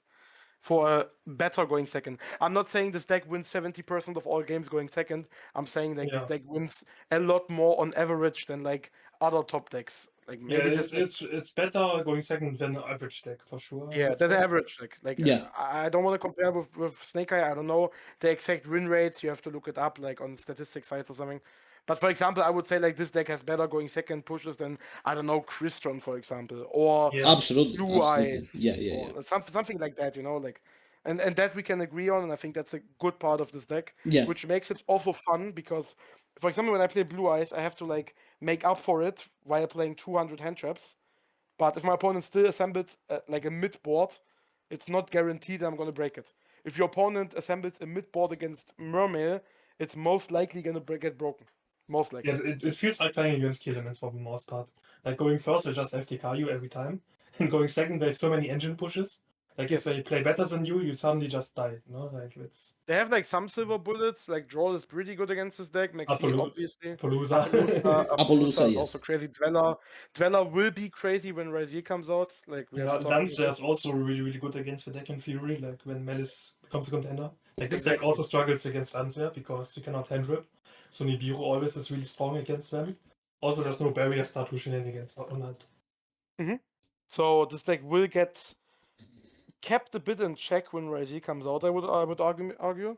I wouldn't I think really say that. I yeah, played so not many matches in the mirror. yeah, not I would not say like it gets totally in check, but like you will see more dwellers on the end board, which is obviously a good card against it. So Yeah. I But think that people the match, overestimate, I think, Dweller against Mermail. Like, I probably won 70 or 80% under Dweller with my games with Mermail against Raziel because usually, like, you either have like a high impact hand trap or you have like a board break in your deck. And if you have like one Duster, like you just win against Raziel because you just Duster them, make Typhon, and GG. I Like, it think they doesn't will matter what you do. damage engine. Something We will talk about Blue Eyes soon. Lemsa. We something will that talk about Blue Eyes. I do want to ask Jonas, because like he's both like a TCG player and he can play Mermail, right? Is Yeah. What are your thoughts on Seika's Light? in this deck? I really like Sekka's Light because the deck is inconsistent and Sekka's Light really helps with it. Like it's also good going second, especially if you play the Kaiju or something like this. Because the biggest problem of the deck is really its consistency. The deck has a lot of engine pushes and is really strong through hand traps. Also can beat the high impact ones. But consistency is really the big problem. Like many hands lose to one hand interruption. Like that is like a very big problem of the deck. And Sekka's Light really helps with it because it makes your going second also better. Because it fixes your hand. Like if you have hands with Poseidra and more engine pushes, you can beat through a lot of boards. Like the only thing it doesn't help you with is Apollousa. Apollousa's FTK. But apart from this really helps you. When Rifle comes out, I'm not sure if that will be the thing forward.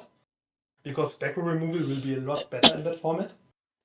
And if you play against Rifle with this deck and you have one Duster, you win almost every time unless they have craziest thing ever. Oh, one thing. Earl, I think the co-stream broke. Can you like arrange that again? No. I just realized. Oh, you probably left. Wait. I don't know what happened. Can you like do that again? Oh, dude. Basically, Merman is really good at beating like half boards. And if you build your deck in a way of playing high impact hand traps, fixing your hand and pushing through half boards, it makes a lot of sense. And drawing 2 helps a lot. Like drawing 2 cards is really good in breaker decks, essentially, and high engine decks. Like imagine you playing against Kill Events. If they draw 2 fresh cards, you're scared because this could be Inzetti, this could be Shiren. Like suddenly they just keep going and going. Yeah, I agree. Merman is similar. I think it works now again, right? Yeah, it should work. Sure. Yeah, well, the Sekka's Light was a good invention for this TC Cup. I liked it. I also liked the Kaiju. It was nice. Yeah. It looked very cool. The Kaiju was basically like the way they kind of deal with the Apollo, right? Because like once you deal with Apollo, exactly, it's like much more manageable. Because Apollousa is like literally 3 or 4 interrupts against this deck. You have so many monster effects which you need to activate. Like you kind of want to auto-kill your opponent because your grind game is not the best. Like it's not as bad as MathMech, but it's not much better. Like someone asked, why does DK never say anything about Mermaid in the Spanish prediction? That's why DK is always fixed on his fucking like tier list on his fucking MDM side, and I think Mermaid is not even on the tier list. It's okay. So fun fact. Let's look at the tier list while we're at it. Right? It's a fun little thing. But Mermaid just barely got on the tier list again, right? And Crystron is right behind Snake Eyes Finsmith. Why is Sprite better than that Mermaid? Like because Sprite best deck, you are just behind it. Crystron is the second best deck in the meta, right? And yeah, that's it. The thing is like it's MDM is referring to tournament participation decklist, like tournament topping decklist. But the problem with the tournament topping decklist is like you will see like look at this, right? So we go to this and then you see like what was the you see like bro, what do you mean Earl's tournament, bro? Mine is like the best one, bro. The last person to win my tournament got 4th place in EU, bro. Like I just want to say, Bronas. But yeah, so look at this. It's tournament. Yeah, I joined it. And my tournament had more players than Earl's tournament. Okay, go on. Yeah, didn't we have the same? Did we have the same amount? YCS winners. Yeah. I think we had the same amount actually, because it was both like 99 or something. Yeah, go on. But yeah, so the issue with like the allowing like all tournaments is like this is like a 4-4 player tournament, right? And this is not even like the main one. Like you'll see tournaments at like 30 players, like 24 players, 25 players. It's like similar to Road of the King. They are basically just like a group of friends playing a tournament, right? And they're just like obviously, getting inflated results, right? And then there's obviously the fact that, for example, if people think like Crystron is fun, they'll bring in more to tournaments. It will top more tournaments because there is just like if it's newer stuff. There is like less stakes in Master Duel than, for example, in like TCG, right? Because like in TCG, if you're like going to like a YCS, it's an important tournament. You're not going to bring something unless you know this. You need that rubber.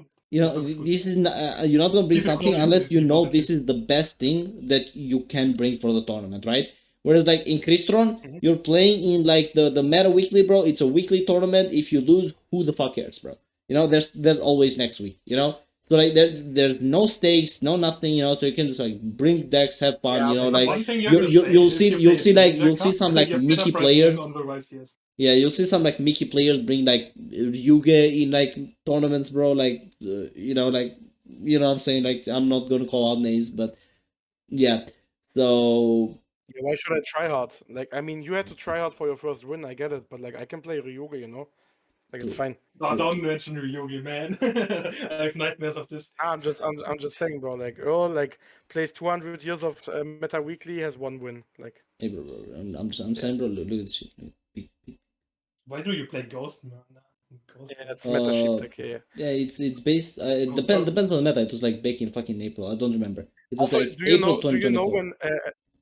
Jonas, do you know when the only time when Earl won Meta Weekly was? It was when DC Cup was happening. Nah, bro, So bro, that had nothing to do That with must it, be a bro. coincidence. Bro, that was literally. Look at this, bro. Look, find the snake eyes, bro. Come on, there's no snake eyes. The last time I played, I mean, I guess Okay, I is played that something which is like good I or played Fire King back then, but it was like Viking Snake Eyes. But like I got second, I just got scanned by fucking Justinian in finals, bro. You know yeah, you never topped. That's the problem. You never topped. That's the problem. what do you mean topped? Bro, I hate Curly so I much. mean, that's man. all your topping deck lists. You see 3 deck lists from this year, and the other ones are from last year, bro. Like, Bro, you're slacking, bro. You need to keep up. bro. I'm just Come play Challenger Cups, man. They're cool. Yeah. bro. Ayo? Wait, who followed me? A whole nation. Thank you for the follow, bro. I pretty But yeah, appreciate that, bro. moving on. But that's the reason. So no, like I'm Bro, it's saying, getting so cooked today. W, bro. Yeah, go on, go on. that's the reason why like DK doesn't really like mention like mermails in that kind of thing, right? But like even just in general, I don't think I don't think mermail is like the number one thing to like for Konami to hit. You know, like if Konami has to hit something, I think like mermail is definitely not like the top priority. You know, like obviously Snake Eyes is like there. You know, it's like So the top priority is the green Ryogi spell. Like, Yeah, uh, the yeah, green- okay, and also Please ban it. yeah, we should also leave Snake Eyes unhit just to spite Niciboy. I mean, Yeah. like, if I could ban 3 cards, it would be Appaloosa, it would be Defisher, and it would be Macrocosmos. Appaloosa, Minstrel, and Snake Eye Poplar. Okay, go on. Oh my god, what did... Bro. Anyone wants to go to Worldsman? Snake Eye scarred me, bro. Snake Eye scarred me, bro. I'm telling you, like. Hey, bro. it Hey, was bro. just You 18 say months, that, bro. man. You say that, but Snake Eyes carried your rest of the world. Come on now, stop. Okay, Yeah. but let's be real, man. Like, you want to activate Bonfire, and you want to search enormous summon, which gets you another monster, which gets you another monster, right? Yes, I will. Yeah. Yeah, I mean, then you want to play Fiends with cards in there too, right?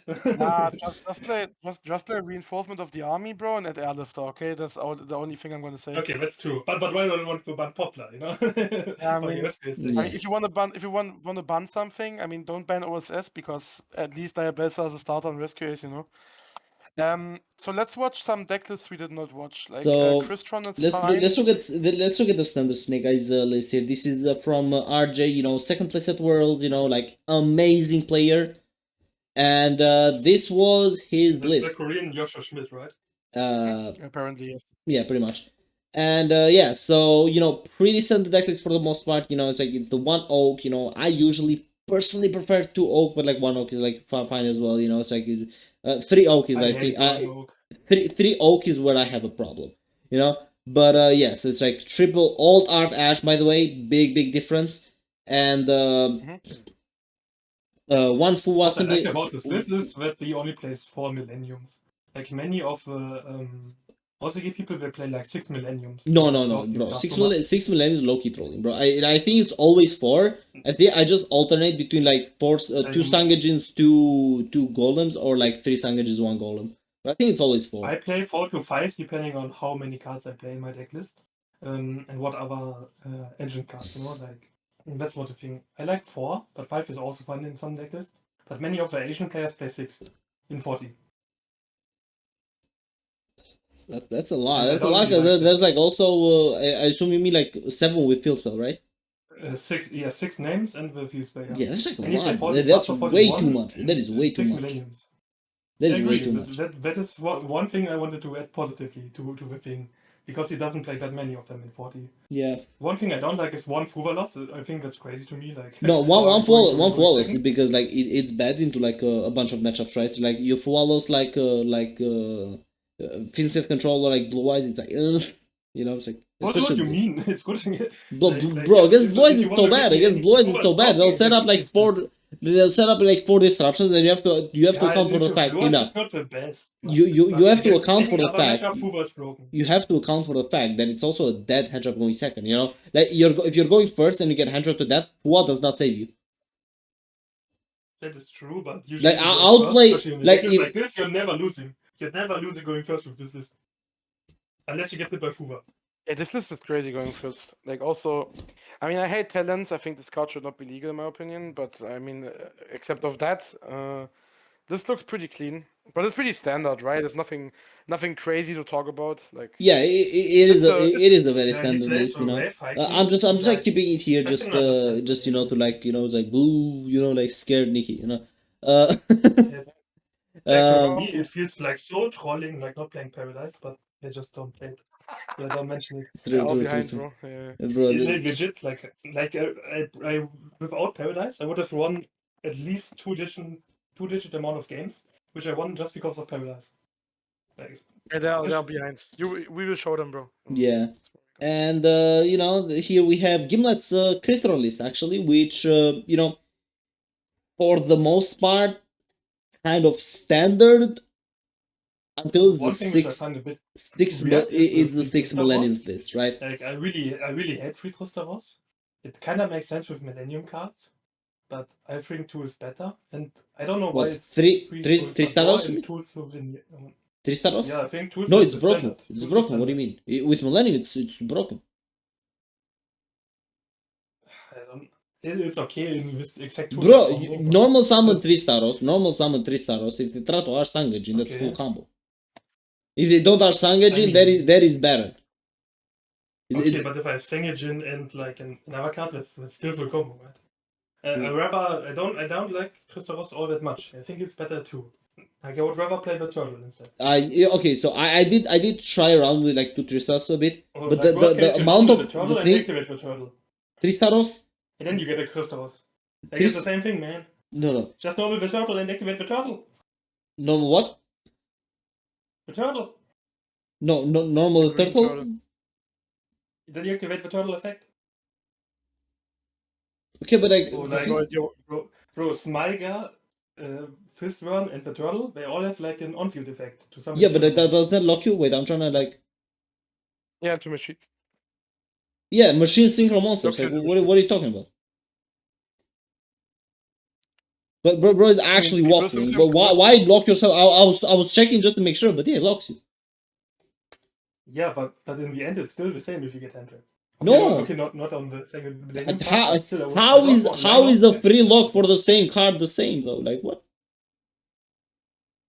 I mean, you start with Millennium. Bro, you can't It's true, even go. normal Bro, Tristaros. you start with if you start with the turtle, you can't even go into the. You can't No, even you go don't into start with the. the turtle. You can't You even don't go start into with the the turtle. infinity. I mean, you wouldn't start with a turtle. Like it's a brick, but Tristaros is also not that great to draw. Like No. it only works with Millennium cards that way. But Millennium is the best way to play it. So. I mean, yeah, but you don't always see a Millennium card in your hand. And the turtle is actually helps you a lot because there are like many 2-card And combos even that then, actually okay, use so the turtle even to then, like play. 3-star is also like pushes, quote unquote, in the same way of like you normal summon 3-star, activate the continuous spell. If they hand trap, you have combo. Yeah, that's true, but still, I don't like it all that much. Like, I you have so many I think summons anyway. 3-stars is like very good. I don't like it. Well, something that I kind of don't like though is not playing troll. I think troll is so nice in this deck because you can troll yourself and do very well, and not pass on like a weak I mean, it board. makes sense to not play troll, right? Because troll is like so useless into most decks. By the way, Going second is Crobat, he means this the prey starter, right?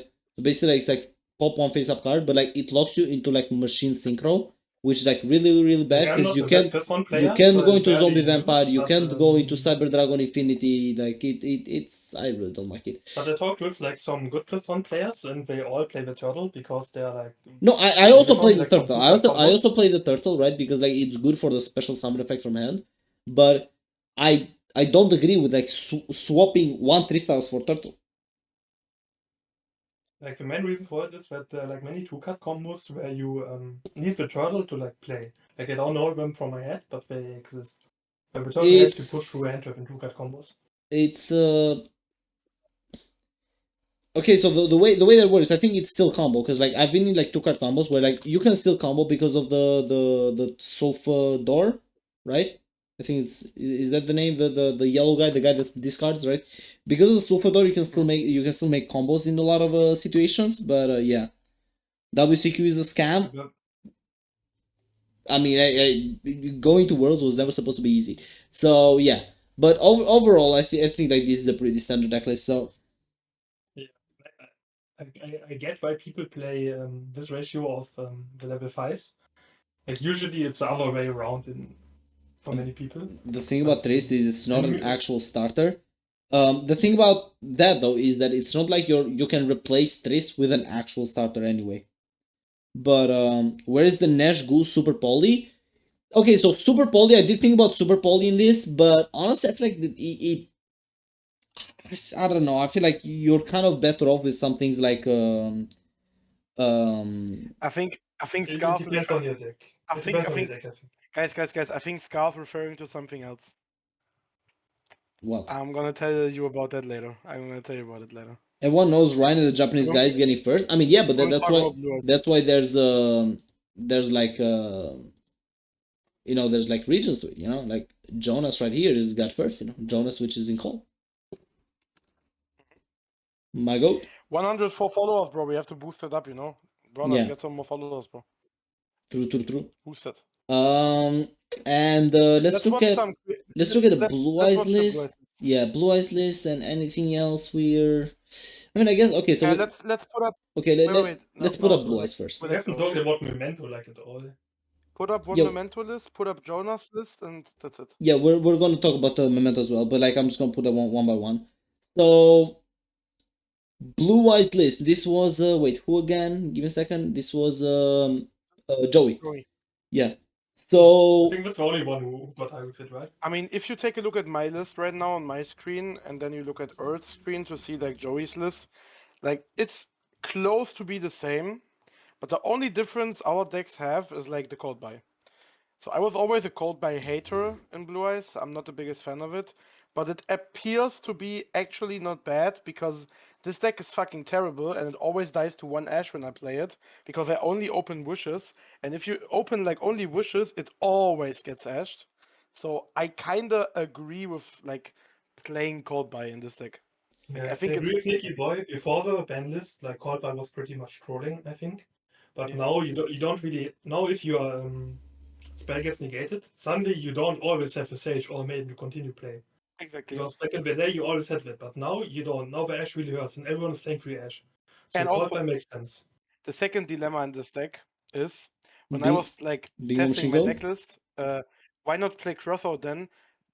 You could also play Crossout, but I mean, Cold buy had going second. Cold buy is like just a much better card because like even if you don't use it, setting cold buy is a broken card like for like turn 2. Like you set cold buy turn 1, it's so broken turn 2.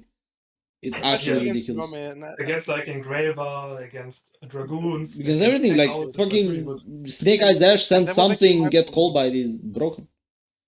And that was actually my problem. I can explain that. That was actually my problem because after day 1 I had 40k, and then when day 2 started, I faced a lot of mermaids, and I think that was the biggest like thing that made my run a lot worse because I lost so many games to mermaid, even going first because like you see on my deck list, I play 40, but like that's a dilemma, right? Because if you play 40, you're gonna open the bricks, right? You have like two vanilla batches, you have one True Light. You have the Field Spell, you have the Raw, you only, like, sometimes you want to open You have like it. 7 cards you really don't want to see, basically. Yes, there are like so many cards where you fucking die inside if you like draw them. So you could argue, okay, but then I just like increase the deck limit. For example, like in Rescue Ace, you have also like 6 cards you don't want to draw, so you play like 45. But if you do that, you don't like see Primate that often, and you want to see Primate Yeah. because the engine is busted. So you have a dilemma. You want to play Yeah, 40 that's because of Primate, but you are you want to draw the bricks. That's also terrible. The second thing is, this deck fucking sucks going second. It's so fucking horrible. Like, you can never break half boards. Also, the mirror match is abysmal. Every time I played the mirror match, Jesus fucking Christ, I could hand trap my opponent 3 times, but if they end on fucking top 1, like, you know how hard that is to beat? Like, you need a actually good hand to break through that. You know what I'm saying? Like, this deck is not that good going second, so you need to play the highest amount of hand traps to actually stop your opponents. But against Mermaid, for example, if they normal summon Neptibus, yeah, well, that's two hand traps out of your hand. If you want to deal with that. So apparently Joey cooked. Like, shoutouts to Joey, he deserved the world spot.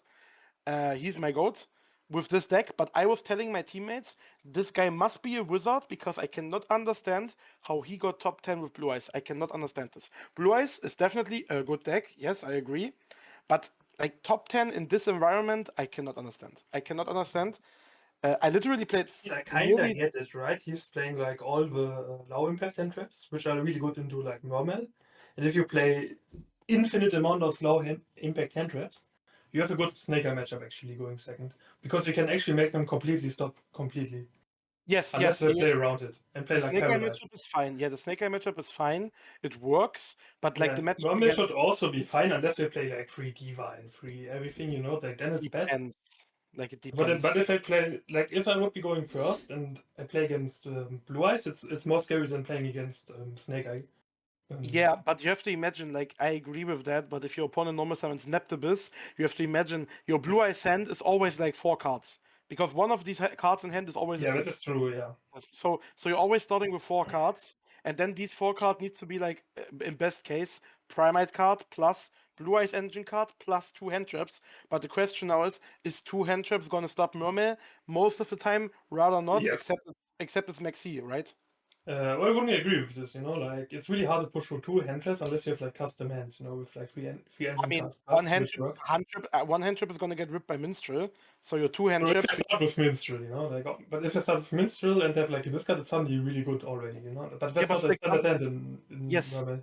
but In for Mermaid, example, you also have like many dead cards you don't want to draw actually. Like I if you look agree. at the Mermaid list, then it's suddenly also really awkward. And the thing is, if you have like if you get like stopped, then suddenly it's really hard for Mermaid to ever come back. Like if you stop them and you have like 1 hand card left, and that one is like Maiden, you just win, even if they have a hand trap for your last card. Like you still I win. feel, You I just need feel, the blue eyes on the field and the true light, and you just win on the spot. I feel you. But like, I can explain why I did my choices. For example, in my deck list, I played 3 Ghost Ogre because I was expecting a lot of blue eyes in the first day, and that actually happened. So my Ghost Ogres were pretty crazy against the mirror match. But then the problem is Ghost Ogre against Mermaid, it's pretty garbage, in my opinion. So, I was changing non-engine left and right the whole weekend, and like whenever I put like draws into it, I never played against Yeah, it's really Mermaid. hard. Like Fuvalos was sometimes a choice, but Fuvalos is terrible in the mirror match. Like they do nothing. They just like normal barrel, search drill beam, send blue eyes, special from grave, set free pass. Yeah, And also it hurts for blue eyes because if your opponent gets a half board, you're often losing, right? So if your opponent goes Exactly. IP into SP because you forward them, and if you're Exactly. playing Snake Eye Mirror, nice, I'm winning. But if you play blue eyes, it's suddenly Yeah. still a hard game, especially if you play Paradise. Yeah, Play Paradise, guys. the Paradise is crazy, bro. No, but if you, for example, the guy that won the German nationals last weekend, he was also playing Blue Eyes, and he also explained in his deck profile, this deck going second is literally hot shit. But like, if you play like maximum amount of hand traps, you can often prevent your opponent from establishing anything.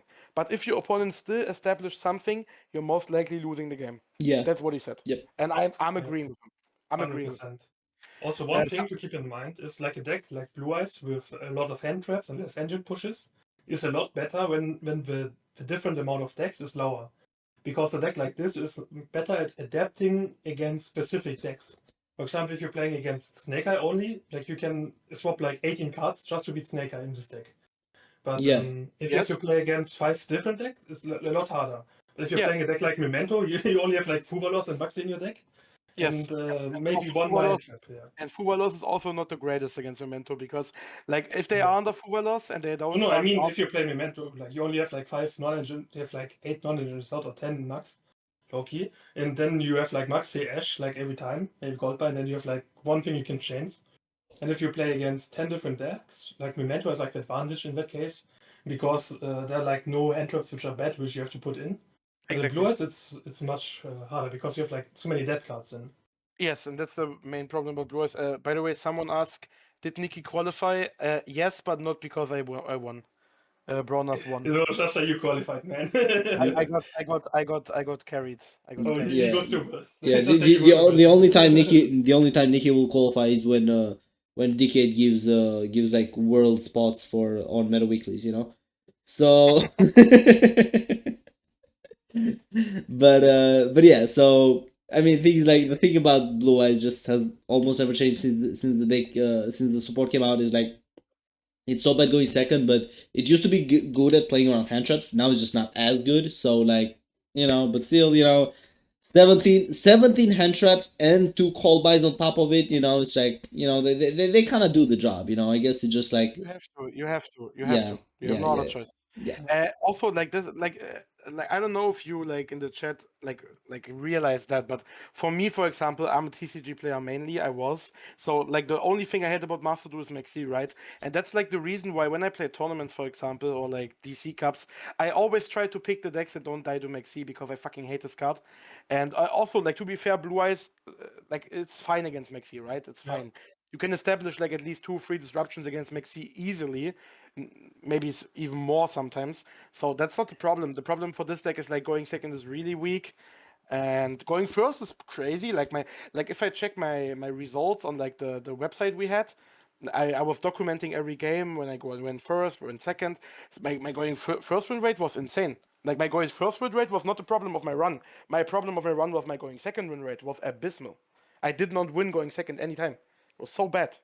And that's probably the reason why Snake Eyes, Memento, Mermaid was the better call because, yeah, maybe your going first is not as consistent as maybe Blue Eyes, but your going second has a higher chance of winning actually.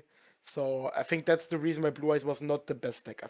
I think, and Yeah. apparently the results prove my statement. Yes. There's this is overall placing. Wait, how many? Let's check. Let's check. Wait a Bronas second, I'm first. trying to see. So like So, the overall placing Yeah, is it's pretty 1, standard. 2, 3, 4, 5. So there's 5 Snake Eyes in top 10, and there's 2 Blue Eyes. So I mean, you see on the overall, right. You see on the right chart. I don't know if you can see it, but there's like a deck breakdown on the right. yeah, but like So Snake Eyes in obviously what, the or is most this like in tops. percentage? Oh, top 100, It's like yes. top 10. Yeah, Top top 100. 100, top 100. So it's 21 Snake Eyes top 100, 14 Crystron, 14 Blue Eyes, 7 Which is still Tenpai. fine. Which is still fine. Yeah. Yo, I have to talk about Tempai. I have to talk about Tempai if I get 1 minute. I have to talk about Tempai for 1 minute. Guys, I'm telling you in the third day, right? Like I was already out, like I was still playing. So I was watching Abu, Nezu, and Jonas, right? I was like looking how my people are doing, right? And I was like just chilling on the right side, right? I was just like watching them, and on like the left monitor, I was playing like Tempai. Do you guys know that Tempai was not even bad? Like, I'm gonna be honest right now. I played Tenpai and I cooked a lot, bro. Like the only matchup I was literally losing was Blue Eyes. Like this matchup is unwinnable for Tenpai, literally unwinnable. But every other matchup, like Crystron, like Snake Eye, for example, felt so fucking easy for Tenpai because like I can let them full combo if I have one droplet and they don't play the Silvera trap. I instantly win. Like it's fucking over. And also Crystron was fine to beat. Like branded Memento, like it's fine, you can beat them with Tenpai, but like the problem was for Tenpai, you only have like one Blue Eye, and you have like Blue Eyes, and that's like the most unplayable matchup. And if you queue Tenpai and you get matched into Blue Eyes, you lose on the spot. Maybe you sack them, but that's like not likely. So I think Tenpai was also not the worst pick. It's okay. I mean, it got 7 tops, right? Like if you see like 7 tops is okay. But I want to shout out to Tenpai, bro, because it doesn't seem to be that bad. Yeah, I mean, the thing is, like, it's just like it plays through. It doesn't play through hand traps as well now, but it's still the fact that it's a very very strong deck against like standard hand traps. Like normal summon Chandra beats Ash, for example. Like as long as you draw your like breakers and a starter, you know, like the hand quality is the problem, right? Because like you don't always draw the good starters, right? But like as long as you draw I like do. the I do. okay, lucky boy, okay. So he always draws always lightning storm top believe. Yeah, Believe it should run, Nicky boy always lucky, bro. Stick to drawing. Yeah, What is every it 10 like? player, you know, like if you play against 10 player, you always do it on you know? Yeah. Check out the So 12 players. Let's watch Jonas' list so he can explain okay, a bit about so his list. let's look at Okay. Jonas My list is here. pretty standard for the most part, you know, like Your list is Yeah, not wait one standard. second. nothing unusual going on. Your list is not standard. Okay, okay. So Jonas is the only guy who will look at you like straight in the fucking eyes, right? And they'll be like, my list is very standard. It only plays Magician Souls, Kashtira Engine, and Millennium, and it also plays what is it? Fucking Rex Tremende and Paradise. But it is a very standard deck list, clearly, and 46 by the way. Yeah. Yeah, like I was on 45 in the beginning, but 46 was feeling more natural, you know. Yeah, go ahead, explain. Okay. Yeah. So first of all, why am I playing Paradise? Most people don't play Paradise because if you do like the full Omega win the game combo, you don't need Paradise in your combos and you don't set it up because you have Desiree on your board. But in every other scenario going first, like you always are able to set up the Paradise interruption. And the Paradise interruption is actually pretty annoying to deal with because you can edge it, but that's the only way to interact with it really. And many decks are really annoyed by it. For example, if you're playing a Fiendsmith deck, you can always contest a Closed Heaven or a Sequencia with it. If you're playing against Blue Eyes, like it's really annoying for them to deal with it. Like they always try to go for a line where they make True Light effect to special, then they summon a Blue Eyes, but they don't summon back the Maiden. That's like the line we always have to go to contest the fusion guy to run into battle phase to have a chance. Like because you can at any point you can basically send away the True Light. If you send away True Light, like your board blows up and stuff. So that's really annoying for them. And if in many games, like where I get like hand trapped a lot, get hoovered, get max hits, etc. Very often I pass on like, or if I get like hand trapped 3 times, I pass on like IP into SP. And with Paradise setup, with like Lacrima into Engraver in the opponent's turn, some Lacrima against in Paradise, to get multiple interruptions. Like I've won so many games where I just had Unicorn and I had like Paradise. And like the Kashtira Birth. Like that was enough to win many games. It's like if you go for like the smaller boards, also if you want to play around like hand traps or play around nip combinations, I often don't make like the full end board. I just make a smaller end board, you know, I make the OG Lacrima, summon back the Lacrima, shuffle back Engraver, shuffle back Claw 7, go for Palooza. Insecured, that's why I play Paradise. Just also going second, it can help a lot against like Crystron and against Blue Eyes going second. This card is pretty good. Because if you send it, it often becomes alive at some point. And it either forces out an interrupt. For example, if they go for the tag out for the level 12, you send the level 12 or the 2 light away. And that's suddenly annoying for them. It depends always what you send down, because if you destroy the level 12, they get a Graveyard Negate again, which you don't really want. That's why I played this. Another card which helped me a lot was Agnum Day. Basically, in the Snaker deck, there are 13 fixed spots, and the only flex spots in this extract would be the Agnum Day and the Rex Tram Day. You always need one Firelink monster, and Nightmare Phoenix is just the best one. Because going second, he has the most applications, and it can deal with meta deck pretty well. You need always a Link 1 monster for many combo lines, etc. Okay. So, for example, someone asked right now, why no Sunlight Wolf? Sunlight Wolf is the second best Firelink monster, and if I would play a second Firelink, I would play Sunlight Wolf. But you don't, if you play the deck really well, in many combo lines, you don't need the second Firelink monster. And Nightmare Phoenix is better because he has more applications going second. Going first is good enough anyway. And Agnum Day basically comes off at like Odekai, and it's a way to beat Nibiru going second. In many games, I win because I make Agnum Day OTK, or threaten to OTK and force Nibiru out, or I get nipped and then I go for Agnum Day OTK. Also, what about like if I get max hit, etc., I go for the challenge and OTK win with Agnum Day. I also personally got Sunlight Wolf. What about the Rex Tremende? Rex Tram Day comes up at beating Nibiru and Bistials for mouse part and for grind game. If you activate Paradise, you can send Rex Tremday, and if you send Rex Tremday in the graveyard, he adds you back from grave or banishment a Fiendsmith card. And that could be an Engraver, Lacrima, or Tract. And then you can add like Engraver or Tract back, and then you can use that card, especially the Engraver. Like many scenarios, you go like through Closed Heaven, Lacrima, send Engraver down. Then you threaten to go for Palooza before you go for Vortica or go for Vortica. Then you get like nipped, and then activate Paradise, add back Engraver, go into Lurry. Then I go into Sequence, and if I go into Sequence, that's Vortica on the board. Yeah, I get that. I mean, what's the spot that other people are playing for Extremende? What are you missing? Banshee and Sunlight Wolf. Banshee and Sunlight Wolf. Yeah, Banshee is basically a way for more consistent going first, but if I don't get into a Snaker cards, that's fine with me. If I go into IP, into SP with 2 hand traps and a Paradise, that's good enough for me. Okay. What do you think about this, Earl? You're a fan or not? Okay, so here's the thing. I personally have never really dabbled with Acnum Day or Rextremende in the Snake Eyes, right? I don't think.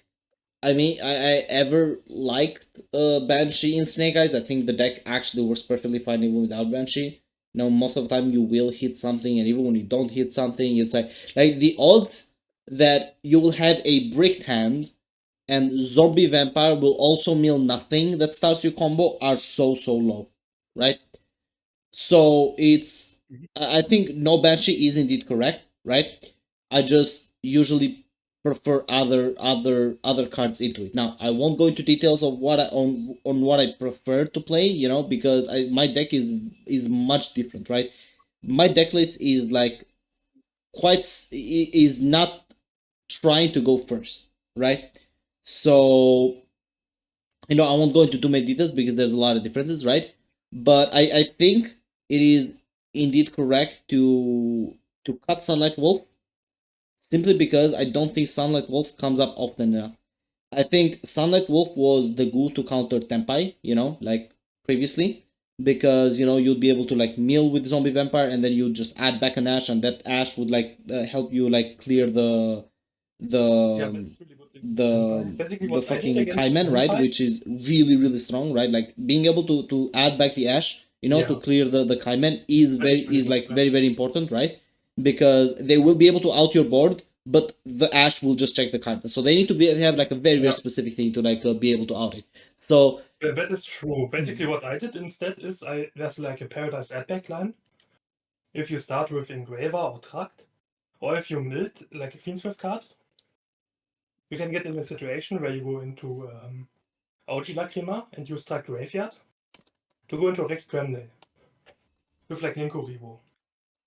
I mean, yeah. And you go into Akron Day, add back Paradise, and then you have like this Towers monster and the Paradise on-field effect to board wipe and the Graveyard effect. And Paradise is actually pretty good against Tenpai. Like I made like a Tenpai puzzle the other day, and there are like so many lines where you get like dropleted, etc. And the Paradise on the Chundra and Battle Phase always checks them. I mean, and that comes up a lot. Yeah, Paradise is a problem because you can't really force it. Like it's really hard to force it. That's a good thing about Paradise. Yeah, but it's also like targeting disruption. But I feel like it's also just the fact that like Tempai is just not as popular. It's like 7 Tempai in like 100. It's like Tempai is just not as popular right now. Like Blue Eyes. I played against quite a bit of Tenpai players actually.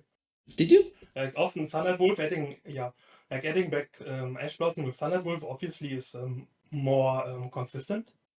But Paradise also pretty good against Tenpai. Especially with like Rex Tremday, because that guy has like 3-6 attack and it's actually not that trivial to out. Sure, with no other interruptions, they can OTK through that.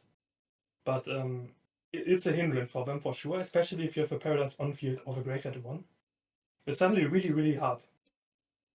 Especially if you have the Graveyard effect to check the field spell. Because over 3000, because they need to run over the equip, and especially if you set up multiple equip spells, it's not that hard to out it. Yeah. I can get behind that actually. I think it makes sense. Yeah. Also, it was a lot of Blue Eyes, like I said, and against Blue Eyes it's really good because they can't really forfeit. Like the only thing that like really forfeit is like the level 9 that can negate a graveyard effect that could force it, but you have to go to the level 9 without activating True Light, because if you activate True Light, it gets sent to grave, and then your whole board dies, so it's also kind of... Yeah, basically in my action, Blue Eyes tries to beat this card is they have to make True Light, summon back a Blue Eyes, but not use the effect of Maiden. Maiden, yeah. Yeah, to threaten like Field Spell into the guy which has the trap again. Like that's the way how they can try to win the matchup by like removing your board, setting up a hand trap again, like Imperm or Purge, and trying to win from there. Because if you have this and then you summon back a Blue Eyes, then it's not that bad if you get paralyzed. Yeah, I mean, That's like the way how we try to deal with it. another thing I'm curious about, right? I feel like everybody's curious about this, is why the Magician's Souls? Basically, I tried to set up as many distinct engine pushes as possible. Like many people played like the maximum amount of Millennium cards just to be consistent. But what I wanted to do is I wanted to have cards which push through if you get hand trapped, if you play into a board. You want cards which help you beat the board. And having different kind of engine pushes and possibilities helps you with that. Also, Magician's Souls, if you draw it, is pretty good in many scenarios. Because with the Millennium cards, it's really good. With the Field Spell, it's good. With all the bricks, it's really good. Like, it can be really good, and it's a good zombie vampire mill. I won so many games because I had this. Especially if you draw like Diabellstar or Millet. Yeah. Like very often I had the situation where I activated Diabellstars that like wanted, with like an OSS. Then OSS such Snaker Ash activates and the wanted and like a Poplar I put back in the spell trap zone or Fiends with Equip. You can set all of that away, by the way. Like if you equip some, like a Requiem is a draw, you can, like a Snaker card, Millennium leftovers, you can send away, so you get to draw like cards, which is really nice, especially against board breaker decks, especially if you mill it with Magician Souls. Like back in the day, some people played like the, how's it called, this rock guy, which negates a monster effect to beat Maxi, or to have a monster negate ready if you mill him with Vampire. I don't know what he's called. Basically, some people play extra normal summon in the Snaker deck to have one extra thing. This is basically just another unique engine push, which is a zombie vampire hit. And a thing which can work going second or first to push through stuff. Fair. It's a one-off because you don't want I mean, to really another draw, thing. sometimes it's nice. Another thing is, have you considered Celine with Magician's Souls? I did, but it doesn't come up often enough, and I don't think it's worth it. Like if you play multiple Magician Souls and like the breaker stuff, it could make sense. But the extra deck is really, really tight. And I tried like every possible extra deck combination. Like I tried with Sunlight Wolf, I tried with Wraith Hiking, I tried with Fiends with Heavy Part, etc. But from my point of view, I always wanted Agnum Day. Oh yeah, Agnum Day is also, yeah. Explain. Yeah, like for me, like this guy is really good because Agnum Day threatens to OTK in so many situations. And I won so many games because I had this two ways of OTKing. If you don't play Agnum Day and you get like nipped going second, it suddenly is awkward. But if you have Agnum Day, you always have an OTK with two monsters. Which is like Agnum Day is crazy. Agnum Day is crazy to OTK, I agree with that, yeah. And this card is not bad. Also, if you play against Brandies, they often do like Saronir on your sequence equip. What you do then is then you make Agnum Day and then actually have a negate, and then you can SP banish with Saronir. Which is like really nice. I mean, Snaker evolved in the last like months and years actually, and like what did you play earlier? You played like Zelantis OTK, right? You had like OTK lines, Celine into extra scope was also a thing. Now I just don't have that much spots in extra deck. Yeah, like the modern Snaker extra deck doesn't play that anymore because you don't have spots, but like playing one Agnum Day to have like an option to go for OTKs, I can get behind that, yeah. It's not like not the obvious choice, but I think it's a choice you can understand, and if you want these toolbox things, you could play them definitely, yes. I think the most like the one thing I'm simply not really liking is like the fact that like the Kashtira cards conflict with the Nibiru's. I'm not a fan of that actually. That's the only thing that I hate about this deck list, but anything else is it has a reasoning and it worked well, so definitely innovative way of playing Snake Eyes, and it worked, so yeah. Yeah, this is like Nibiru is the best hand trap I feel like in the mirror. Like it's the only way how you win, apart from Fuva. Because then they don't always have Apo. And very often they actually send your nip away anyway, even if you have Kashtira nip. You end up with a Nibiru and feel very little. And in mirror match it's true, yeah. In mirror match it's true, yeah. It's true. in many situations. And even if you have both, often I just let my opponent combo through, and then I force one up negate with Nibiru, and then I summon the Unicorn to force out more interrupts. And then I use the Nibiru as like a Millennium interrupt or Diabell's discard.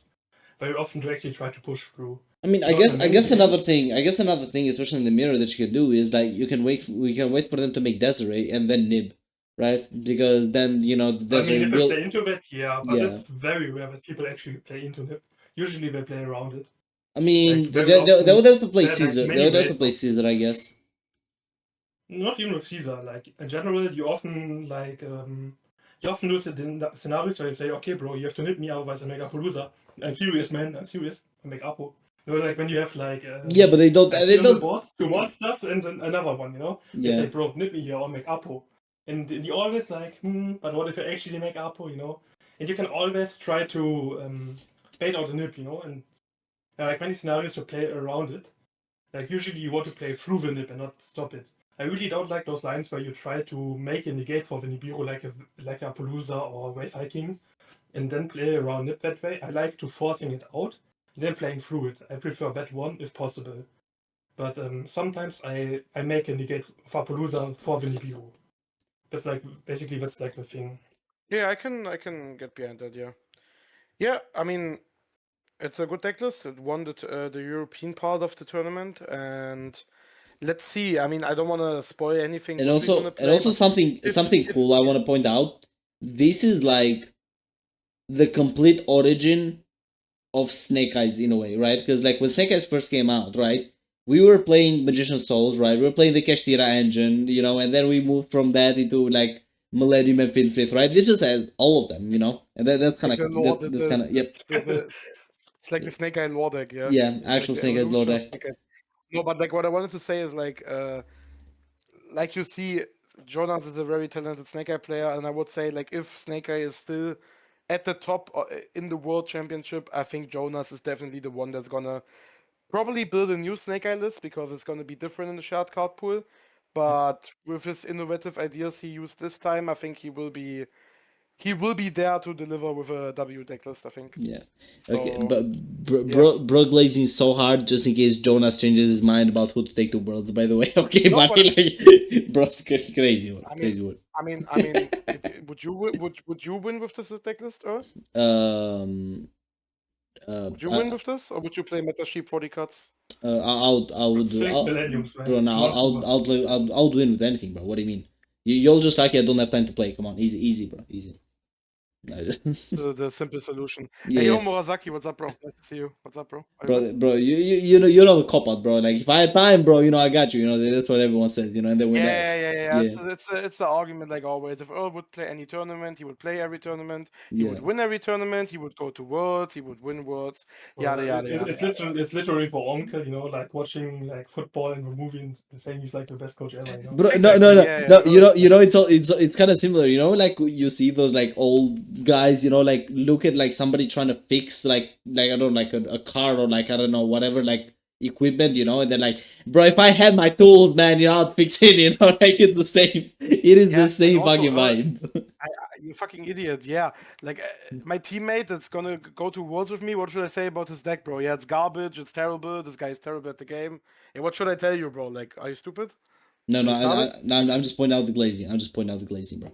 It's fine. Yeah, I mean, I'm glazing Abu too. Like, Abu's also my god. You wanna watch Abu's deck list? Do you wanna watch Abu's deck list? Yeah, we definitely gotta watch. Abu is actually the highest, just barely not highest, highest ranked. Brandy, I think. Highest. No, it's not. It's just barely not highest ranked branded. Okay, so we're gonna check both, I guess. Yeah, the one guy played Lava Golem. I saw that. So we have an Asian goat here. Where's the deck list? Hey, yo, Rescue Ace and Joyo is going to Worlds. Yes. But I cannot promise you that I'm allowed to play Rescue Ace. So. Why not? Wait. You don't need with Finsmith cards. You don't need to. Yeah, best, bro. Just I mean, wait. Maybe. Okay, so are you going, guys, to Worlds? I mean, luckily, Murasaki, Earl is not going to Worlds with us. Yeah, me and Jonas. It's definitely Jonas, Niciboy, and then Jonas. Me third. Thoughts? Come on. Yeah. So. You master one. Bro. Here's my very compelling argument for like, inviting me to Worlds, bro. Look at this. I'm Master 3, bro. Come on, bro. What more do you want from a man, bro? Like is it? Is that not Did enough, you bro? make Master 3 with Goti at least? Did you make it with Goti? No, I actually played. Don't look Okay, at this. okay. So I actually played. that No, was enough. no, That was enough to hear, man. yeah, I played. Wait, where is it? Fuck, it's random. Look at this deck. Tell me this deck should not pick. Come on, tell me you wouldn't pick. You wouldn't like let me play this deck at Worlds, bro. Bro, I love Gizmek Uka. Like, this card is scary. There were Yeah. like 2 formats actually where this card was scary. Back in the day when you played like Unchained, there was like a line where you summoned Shavara and then they did like Gizmek Uka. And then we summoned Fire Barrier start you and you know out. Yeah. At some point, the next run playing Ash Blossom, and another one is like in Field Swift, you know, like when you summon like Ecclesia into Albas, which is so annoying. Yes, Ecclesia into Albas. That's it. But this is not a branded deck, bro. You're playing one of the Upstart Goblin, which sends you a card to the graveyard, which you want to, you know, like what's this? What the Albion, bro? In some lists, I completely cut this card. It's What the fuck is this abomination? Bro, I agree. bro. It actually, It's bro. But this is What? not even synchro Wait, branded, wait. which is like really cool. It's This is just weird. Bro. Argue with the results, bro. Argue with the results. Argue with the results. Don't show a replay, please. I'm gonna fall asleep. Please don't. Bro. Just all I'm saying is argue with the results, bro. I went 17-1 with this deck. Come on, easy. In Master 5, yeah. Okay, go ahead. Yeah. Okay. So we're gonna hate or like what's up? Let's look at branded deck list. Okay, so looking at branded deck list here, we have this is I don't know. Okay, so the exploded Lutetian sauce. Sure. It's a crazy name, by the way. Whatever. Okay, name. So yeah, this is the list. Now, actual insane list. You know, I'll just say straight up. You know, triple lava golem is quite wild. You know, definitely a choice whenever you because especially with so many normal summons. yeah, that's the thing, right? Because you have Albaz, which is like really good normal summon going second. You have Alubers, you have Quems. You know, it's like that's kind of where it stops. But like, there's still things like, you know, like the fucking the white the high spirit. Sometimes, you know, you will have to search a normal summon. It's 3 lava golems, but I guess you can discard but something that's like really nice. Something that's really nice about lava golem though, however, is that like it does completely break. Correct. It does completely break a Snake Eyes board for branded, right? So what lava golem here does is like against the Snake Eyes board, you lava golem Apollo and Desiree, right? And the only disruptions left are IP and Princess, both of which are really, really weak against Brandon. Right? No. Oh, okay, buddy. Paradise is also weak against Brandon anyway, so it's fine. But yeah, so in general, this does completely break the board. I guess the logic is because he's also playing the triple allure, is just like deep draw into lava golem and like, you know, just like kind of sack from there. You know, it's definitely a choice. You know, I'm not gonna judge it. You know, but otherwise, you know, a pretty standard deck list. Only one fusion. That's crazy, actually. Only one fusion deployment. Really good. Like most, I would play 3 of that personally, but I'm not the best branded player. 3 of which? Like, I think fusion duplication is pretty good. Personally. Deployment, you mean? Yeah. The spell. Yeah. I really like that. Yeah. So I was about to say that is like only one fusion deployment is like a bit more on the weird side simply because like it's just so nice to just like have like a Cartesia on the field, right? This is basically just as free Cartesia. I know it because Abo is my walking encyclopedia. Like he's oh my god, I forgot to. Oh wait, no, I am showing the list. What do you mean? What do you mean? Can I say the list? This is the list. But J3, watch. Wait, give me a second, Nikki. J3, hop on my stream because Nikki is having trouble sharing. Hop on my stream and you'll see the list. Go ahead, Nikki. I forgot to set up. Yeah, it's fine. I forgot to set up the stream for me. Sorry. You can see the deck list in Earth stream.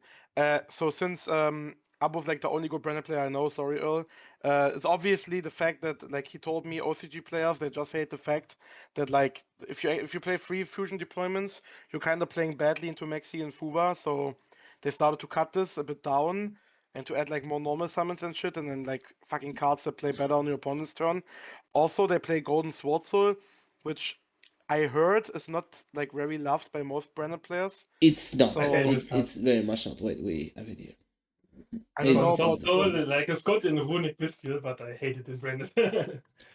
So yeah, Also, OCG yeah. loves that for like reasons. yeah, I don't know. Like they play like so hard, they play like every big possible. You know, it's like crazy.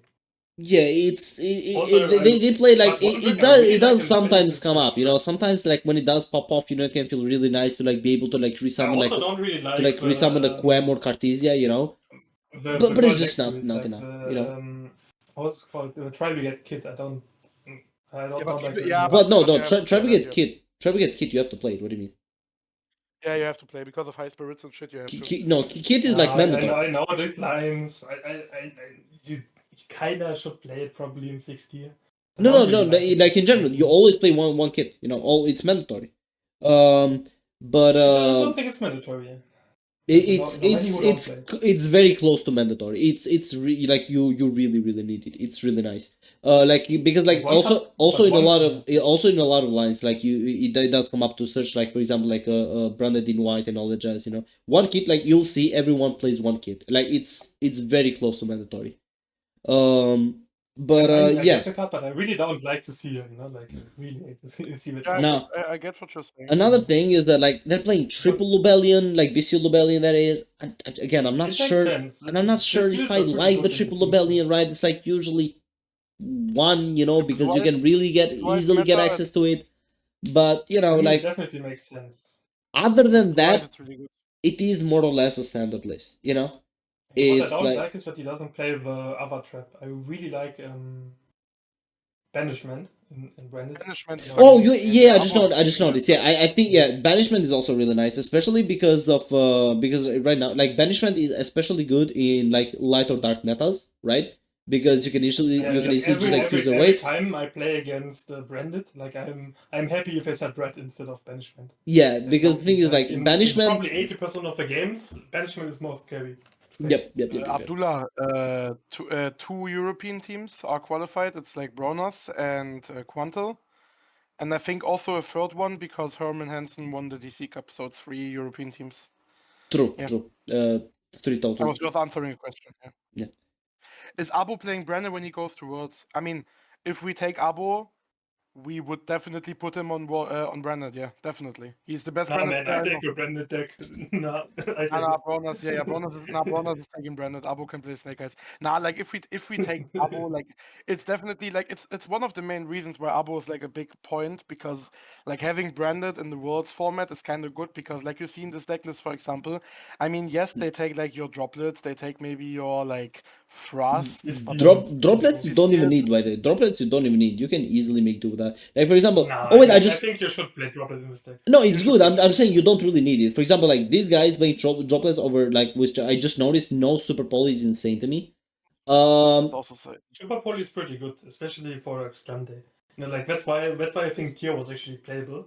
Droplet is crazy. because, Yeah, but it's not necessarily mandatory. The thing is like out of every other deck, you know, that can play droplet, branded is the best one, you know. But like it's not like you branded is just not playable without droplet, I right? think You if can the definitely deck is make do. good with Droplet, you have to play it. I think like the card is so broken. yeah, but like It's if you put out that example, like look at the other non-engine this guy's running, and that's the reason why Brandon is a crazy pick for WCQ because Yes, like you see, yes. you're not wasting hand traps, you're not wasting imperms, snips, Veilers, for example. Like you can put them in like a different deck, you know. Yes. Like, and also the extra deck is like really only branded shit, you know. Like you're not taking SPs, you're not taking Hitas, for example. Yeah, you take the Verta Anaconda, okay. Oh, Sure. no. Oh no, my Memento deck doesn't have like this Anaconda. I mean, it's one thing that makes a bit of a difference, but yeah, Okay. that's probably a reason. I'm assuming, I'm not gonna like say anything, but I'm assuming that we also will have one branded player on our team because it's probably one of the safest picks you can do Yeah. to have in the Yeah, back. You know, the one thing you have to imagine, like the amount of good hand traps is limited. You can play probably maximum 2 good hand trap decks, maybe a third if you're really scuffing it. But usually 2 is like the thing you basically only can get.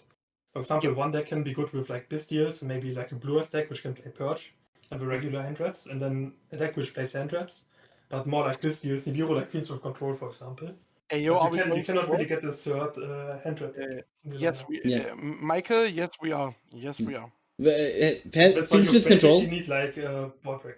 Finsmith control is probably one of the worst decks for like worlds format, Oh, right? man, Like it's the best deck ever. for Yeah, but for world format, world it's kind of format, bad. it's one of the worst. It's for just the- it takes yeah, up for it the- takes up every hand trap ever. It Hand takes up trap. Finsmith. It takes up like Yeah. bro, chill. You know, like gives Yeah. That is true, leave but something it for the rest of depends us. on You the know, format. like Bro, like you have to imagine Rising and stuff comes out. Like Fiends with Control farms Rising really, really hard. And going first into Malice depends how many Bestials you run. Like if the Bestials are in the branded deck, then you also farm Malice going first. No, And but if the Shans going second. No, but what Earl's saying, like, it's not about how Yeah. good this deck is against other decks. It's the fact that like you're It- taking the cards from other decks. Yeah, Yes, exactly. yes. It would take quite a bit away. But you could play it if you play many Bestials. Then you don't Yeah. actually need that many entries. You don't need imperms, like you can take 1 or 2 Veilers, you know.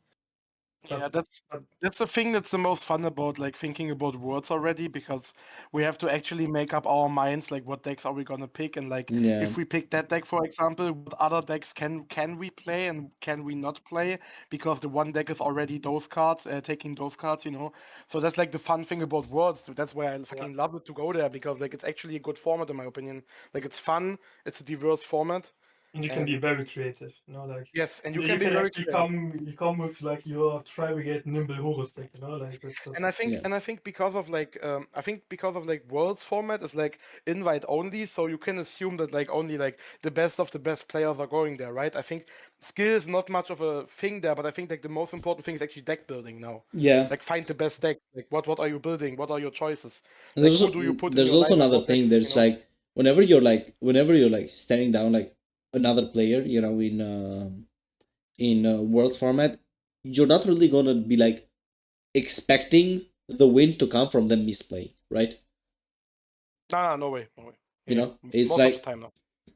I remember Judah was once talking about this. It is like I've played against Tasaku, you know, like a couple times, and I don't think I've ever seen that guy misplay versus me ever.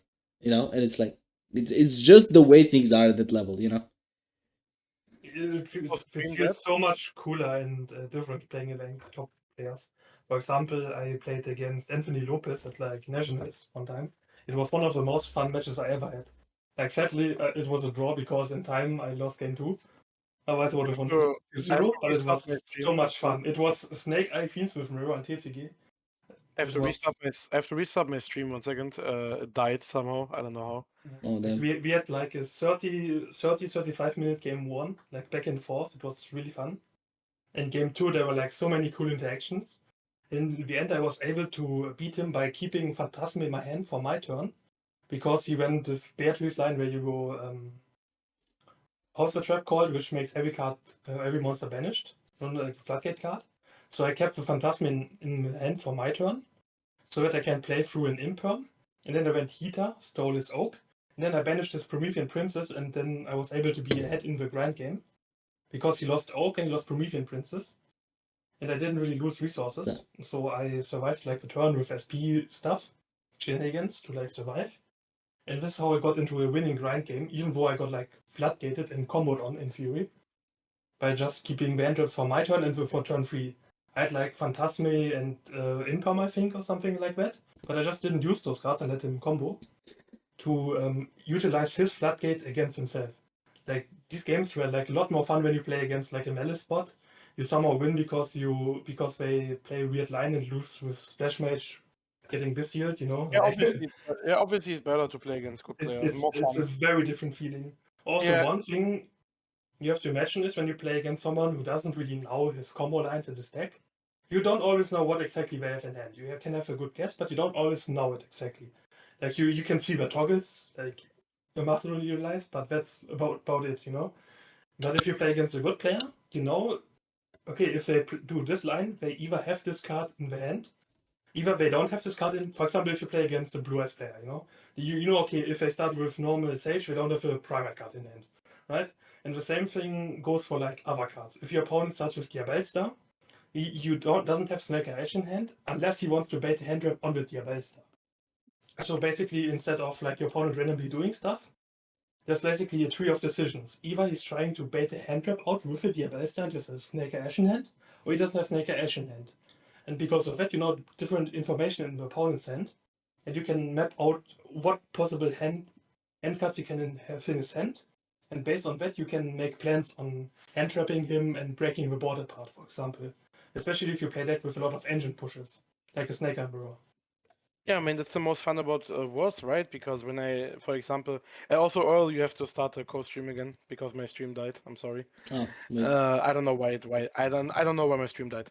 Yeah, that's the most fun part about Worlds though, because like if you look at the actual lineup, like what people are going to Worlds, like holy shit, the lineup looks stacked. Did you already look at it, Jonas? I don't know if you already like looked on Twitter and shit, but like the American team is like bringing Puck, for example. Yeah, I heard that. Like holy shit, like they're actually only crazy players at Worlds. Maybe there are like 2 teams, they're like whatever, okay, sure. But I think most of the teams are really good, and you cannot like really if you go into a match at Worlds, I think you can't really say like, oh, it's only this team, it's gonna be free, you know, like it's always gonna be a hard challenge to win like one match. And there are like so many like YCS winners and TCG World players also in this Master thing is like really competitive. You know, like Yes, yes. So that's probably the main reason why I'm pretty hyped about Worlds, because like it's so much about deck building, and you have to like prepare not only against like, for example, in DC Cup you can always get paired against like fucking the Kashtira stun bots, for example, I don't know. And like in Worlds you just know, okay, you're gonna compete against the best of the best. They are most likely not gonna do like any crazy mistakes, so you also have to play your A game.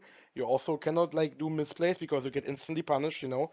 So I and then think you that's get hit by the Flanders stun deck from Ember, unlucky. yeah, that can happen, yeah. But like most of the time you're playing against like real decks and it's gonna be hard, but it's also the fun, right? Like if we talk about like Worlds in general, we will like do it in the end, I think. But like if you talk about Worlds as itself, I think everyone wants to go there, because like the thing is like that's like the biggest tournament ever is, right? Like is there anything bigger than Worlds? I don't think so. No, of course not. So if you want to find like real competition, it will be there.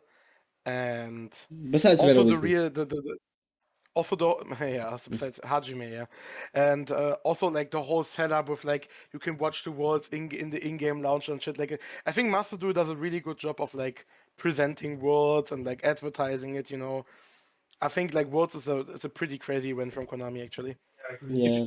If you compare it to like nationals or regionals, like I think Worlds is like also really fun to watch. I remember like the last years, I was always like making watch parties with my TCG friends, and we watched like Worlds and shit.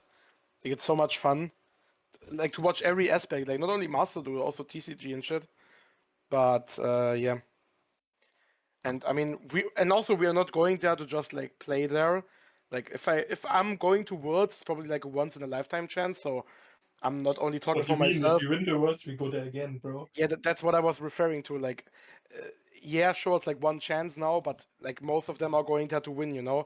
And like me and Jonas, we are aware like the opponents are really strong, but I think we can do it. We are skilled players. We have good deck building, and yeah, I think we have a good chance of like And I think doing we are good. two of the people who grind the most in Master Duel. You know, like, Julio also grinded a lot, but apart from that, like, are there any people who played as much Master Duel as we? Yeah, I think like in the European region and like from the community, like the whole community tournaments, Challenger Cups, the streams here, like Meta Weekly and shit, like all these I think like me, Jonas, and also Abo, like we grind a lot. Like we play a lot of DC Cups. We invest a lot of time into the shit, and yeah, also the OCG players are crazy. Like Tazaku will be there, like the other OCG players. I mean, they will also give their best, definitely. Um, so yeah, I'm pretty hyped for Worlds actually. Like I'm so fucking down to play that. I'm so fucking down to log in. No, And another thing that would be really important on whether these guys like actually win worlds or not is whether they hire the best coaching MD for coaching. Okay, so like I'm just saying, you know, I don't need to say the name, yeah, bro. yeah, yeah, Except a right? certain guy who's like Yeah, exactly, whose name rhymes with GB. You know what I'm saying? So so Hamid is crazy. Yeah, but like yeah, but like that's the main reason. Like I think Master Duel is like a pretty fun game, and like having these like community tournaments, like playing in Challenger Cups, playing in like all these other tournaments. Like it's fun, right? And you can win cool prizes and shit, and like it's cool. But I think like when it comes to like what's the most thing that every Master Duel player that is playing competitively wants, it's definitely Worlds, right? Like definitely 100%. And like I told Abo like already, like if he's taken by us, like we need to log in. Like it's not even a joke. Like not like we're gonna like join voice chat like once every 2 weeks and we're gonna say like, yeah, Abo's going to play Branded, I'm going to play Tempai. No, we have to actually test for this format, and we have to actually like deliver. You know, like if we get the chance to play in this big event, we have to actually like make up our minds like what to play.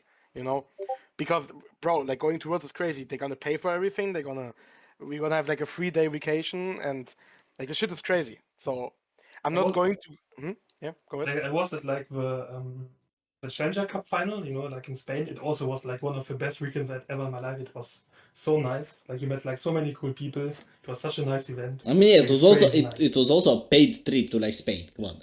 Yes, Yeah, and now, but- yeah, and now it's a paid trip to France. And the difference now is, I mean, imagine like you have the Challenger Cup final, which is like nothing in comparison to Worlds. I mean, in Challenger Cup final, yeah, you had players like Bronas, like Quante, like Herman, like these are good Yeah, players. yeah, yeah.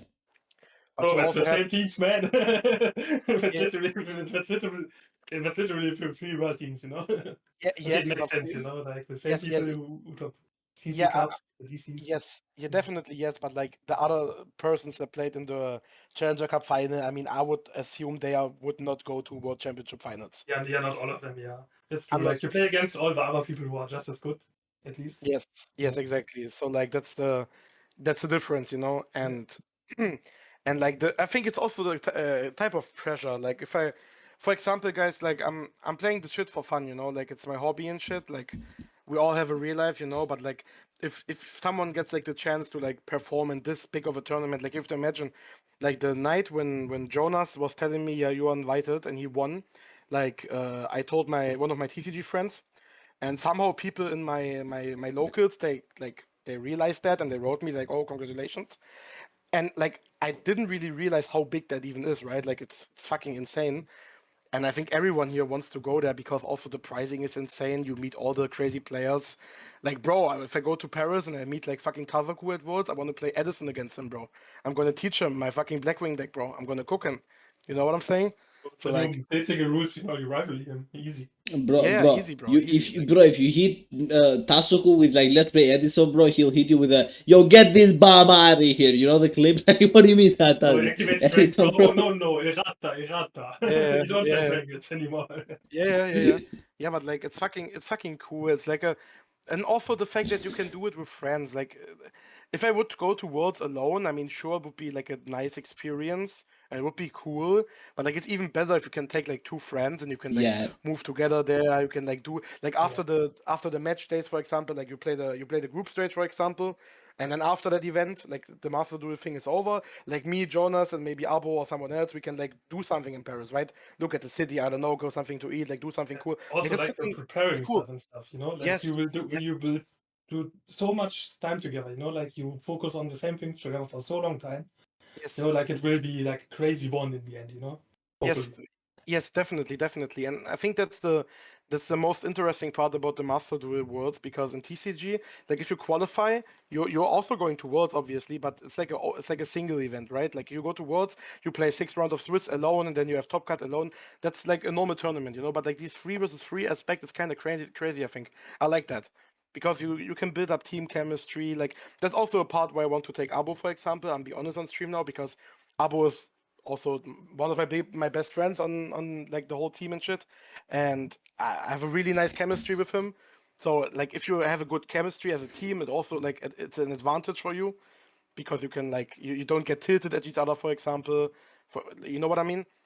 Uh, So that's also a big aspect. So yeah, it's crazy. Like I still didn't realize it's like happening actually in 2 months. Like it's crazy.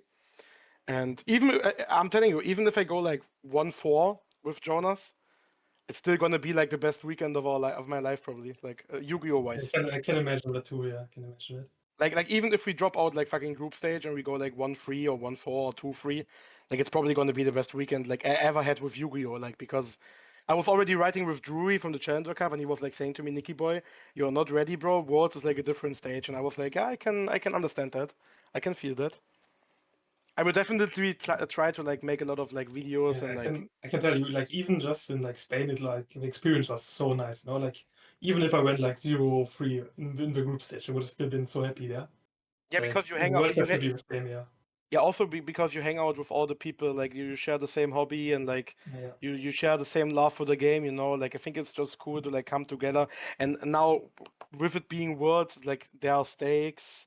Everyone has to qualify, so you can be assured like you're not playing against like Decade Fan 1 with fucking 60 card Paleozoic. I don't know. True. Like you know what I'm saying? Crystal Beast with So- like Gabasil Turbo with infinite negates, you know. It just Yeah, yeah. yeah, Summer Steel card is so broken when it actually is with you, actually. Yeah, something like that, you know. Like I think that's a big upside this shit has, and I'm gonna be honest. I think it would be cooler if like everybody could like experience that for himself. But I think it's also cool that you have to grind for that, you know. Yeah, Like, I mean I- that's part of what makes it so unique, you know, the fact that like not everybody goes there, you know, it's like Yeah, and I think what's also really I wouldn't say it's a hot take. I don't know if it's a hot take, but I think if you are like a Master Duel player and you qualify for Master Duel Worlds, I think it's more rewarding if you take your Master Duel friends, because I think it's like everyone went through the grind, you know. Like for example, like everyone of T2, for example, we all grinded. It's not only like me, Abu, and Nezu that grinds. Like in T2, there are like 15 people that grind that shit, right? You have like Victinium, Spectre, Nezu, Abu, me. You have like moderate. other people, Mordred, yeah, for example, like these people all invest like 60 hours, 50 hours in like 3 days to go there, you know, like that tells you how much this shit worth to them, you know. And it's kind of sad that not everyone can go there and like experience that for themselves. But what should you do, right? Like, what should you, for example, Mordred, like because Zephyroth is writing it, like Mordred, it's his fucking dream, you know. Like Mordred, like he grinds, he puts so much time into this game, and you know that he's like he loves that shit, you know. But yeah, like I said, not everyone can go there, but that's also the point of the grind, you know. Like, yeah, it's kind of sad at one time, but if you think about it, it's kind of like intensifying, because okay, so like Mordred, like the first day after WCQ, Mordred was like really sad, really depressed. He was like, "Fuck, I didn't make it again. Am I just too bad?" Yada yada yada. And like one day later, he just realized, okay, fuck, I didn't locked in too much. Next time I'm gonna be even better and I try again, you know. And that's the mindset, you know.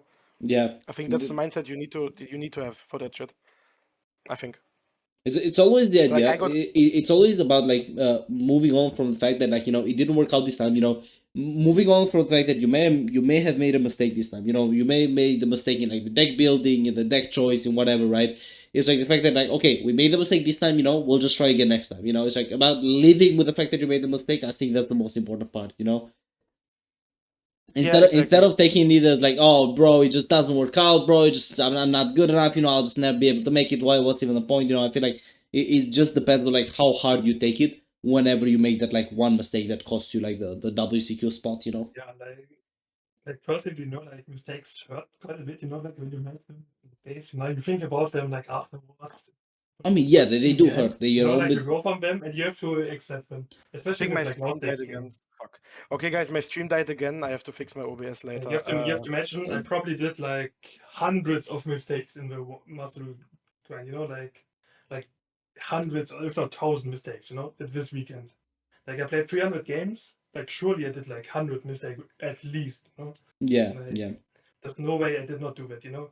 Like maybe I just wasn't able to like track all the toggles enough. Didn't toggle myself. Didn't solve the toggles, you know. Didn't play the line. Wasn't able to read every cut my opponent sent. Didn't do the perfect line around, etc. That's very much possible. Like yeah, there are hundreds, and that's just something you have to accept and you have to learn from, and not like yeah, get that's what I was like referring earlier. Like I think it's just stupid to like blame anything on like luck and I bricked and coin toss and shit. I think that's not real. Like you can always improve, and like the last time where I got third place, maybe I could have gotten first place. Maybe I misplayed like some games. Maybe that cost me my invite. That happened. Okay, like you just have to like keep cool and like Yeah, I think exactly. hard work always pays off. Like sometimes you have Yeah. to wait a bit longer. Like sometimes it takes a bit longer, for example, but it will pay off eventually. Like if you actually like search for mistakes that you actually did, and like you think about your own mistakes, because there are some things you have no The control over. one good example would probably be Nash, right? Like he grinds for such a long time, like always thinks about his mistakes, you know, like Yeah, does so much, Nash is and crazy. finally he's able to go to Worlds, for example. You know, like Yeah, all the yeah. hard work like paid off at some point. Yeah, Yeah. exactly. Like Nash, for example, is a hard grinder. Like he was. I'm gonna stop streaming, by the way. My OBS is fucking cooked. Guys, just watch Earl stream, okay? Bro, I didn't stream for like fucking 1.5 months. My OBS is fucking cooked. I have to fix that. I'm sorry, guys. Yeah, and also what Jay Freeze saying. I'm just gonna like watch Earl's chat now, so I can Yeah. interact with you. What Jay Free is writing right now, it's also really important. This time I realized how important is staying in VC. I think that's actually true, because like what you people can't forget is like the fact that like if you play this like WCQ, for example, like DC Cup, it's it's a cool like experience, but if you play it on your own for 60 hours, like fucking 60 hours of Yu-Gi-Oh alone It's very in a depressing. room with like, It's yeah, I it's get like that. it's depressing. It was chill for me actually. Like the only Yeah, but time I talked with someone was with you in the very end. yeah, that's true. But like it was your first time, right, that you really grinded? Yeah, like I ran it like one day the other time till I realized that only one person in the world gets there. That was the last one. Like the Cup, one yeah. I was like over 30k, but then I realized, wait, it's only one. I actually have to do stuff on the weekend, so I just Yeah, not like grinded. yeah, that's the difference between DC Cup and WCQ. For example, last DC Cup, I was actually only grinding to get gold icon because I was expecting to like it's like so unlikely to get first place in the world. I mean, third place was also crazy, but like I was going for the icon because I think it's also a good achievement. Like I think the biggest achievements you can get in Master Duel are these icons, because like this format, this like Earl previously already mentioned, like the DC Cup or the WCQ, like they show if people are good players or not. Like you have to play for 3 days. Variance is kind of Yeah, like that's taken out true. of the consideration. Like if you achieve something like that, it's a crazy achievement. And I even discussed with my team, and they also said like even like for example a world's icon, if you think about it, is not that crazy because you can always get invited, for example. Like people like DB Griner, for example, they have that. Like he's a crazy player. I was just like talking about him now because like he never went like top 100 in DC Cup, right? He never got top 100. He got invited. So like in theory, you can always get invited, but like getting top 10 is like never guaranteed, right? You always have to grind. You always have to play perfectly, near perfectly, I would say. You always have to make the right choices, and I think that's why this shit is so fucking fun, because I was sitting in voice chat with Abu and Nizu the whole 3 days. I I tilted with them together. I had fun with them together. Like we were laughing about like random shit, about like fucking Mordred getting Maxi 10 times in a row. This shit is funny. And if you suffer together and if you like play the shit together, I think it's more enjoyable for everyone in the voice chat, you know? and also But playing alone, I do want to say yeah, go on. Victor Lee also has a world's icon. Yeah, Victor Lee also has a world icon. Yeah, So let's not forget about that. yeah. And So another thing that I do not agree with Sephiroth is that he says that like you gotta stay away from negativity. I think that's actually part of the fun. You know, it's like I first did this with like being in VC with Mordred and Kirar. You know, was where the whole roommate thing started. You know, it was me, Kirar, and Mordred. You know, being in VC, grinding DC Cup, right? And it was actually like enjoyable because like when you like mold, you know, you know, because there's other people, you actually like turn it into a joke, you know, like like mhm. unconsciously, right? Like Mordred would just Yeah, mold and I would just laugh at the molding, right? And then I would mold and Mordred would laugh at it, you know. I feel like that's, you know, it's just, exactly, yeah, I think it just kind of exactly. keeps things like tight, you know. For It's like example, what I can spoil something from T2. So what we do always is like if we play together like the C Cup or something else, or like the Challenger Cup, for example, if someone gets mad, we all like start to speak Serbian, for example. And then Mordred gets mad for like 1 second, and then we all laugh about it because like Serbian is so fucking funny. Like, did you watch the clip where Mordred got -9? Did you saw that? Like that's like literally the funniest clip in all of Mordred clips. Can someone link that here? I Like don't think I've seen Duarte it or though. like J3. You guys are like Mordred mods, right? You know the clip where he like played rated and then he like got -9 and he said like -9 and then some Serbian like casting spell, I don't know. That shit was so funny. And then every time when Mordred is Serbian mad in casting voice chat, spell is crazy, man. yeah, and then he starts to like speaking Serbian, like the whole voice chat is just dying. I don't know, because we don't even know what he's saying, but it's probably funny as fuck. You know what I'm saying? I don't know. I didn't clip that one. Okay, that's really sad. But you know what I'm referring to, right? Holy shit! Like we have a fucking Mordred soundboard with like fucking 10 different Mordred molding sounds. That's so fucking funny. Yeah, that's the T2 group. That's how we like live. Like someone gets mad and then someone else plays like a Mordred soundboard, for example. Bro, Yeah. at some point, everybody gotta start paying Mordred for like content clipping him, bro. Like, Mordred keeping way too many communities alive with that shit, bro. Like, But Mordred, Nana Sephiroth, don't get me wrong, Mordred is fine with that. Like he's enjoying that. Don't get me wrong. Like he fucking loves that. And like that's what I was saying. Like for example, like I saw like my other teammates, they were playing in a different VC, and they all like played alone and they didn't even like chill and shit. And bro, when they got mad, they were really like salty, you know. And like, I think that can bring down your mentality. Like, if you chill with friends and you all suffer together, I think it's better for the mentality of what, all the guys. Yeah, that's the clip. Yeah, you a second? Wait he's a like second. -9, and then he says, What? then it's like he's casting a spell. I don't know. -9. 9 majki ti jebem u pičku da ti jebem. I don't Wait, hear a wait. sound actually. Wait. Yeah, you can't hear the sound, but the stream can. So. Yep. -9. Yeah, but I know this. I have the sound. Wait. Do it again. Play it again. -9. 9 majki ti jebem u pičku da ti jebem. Japansku.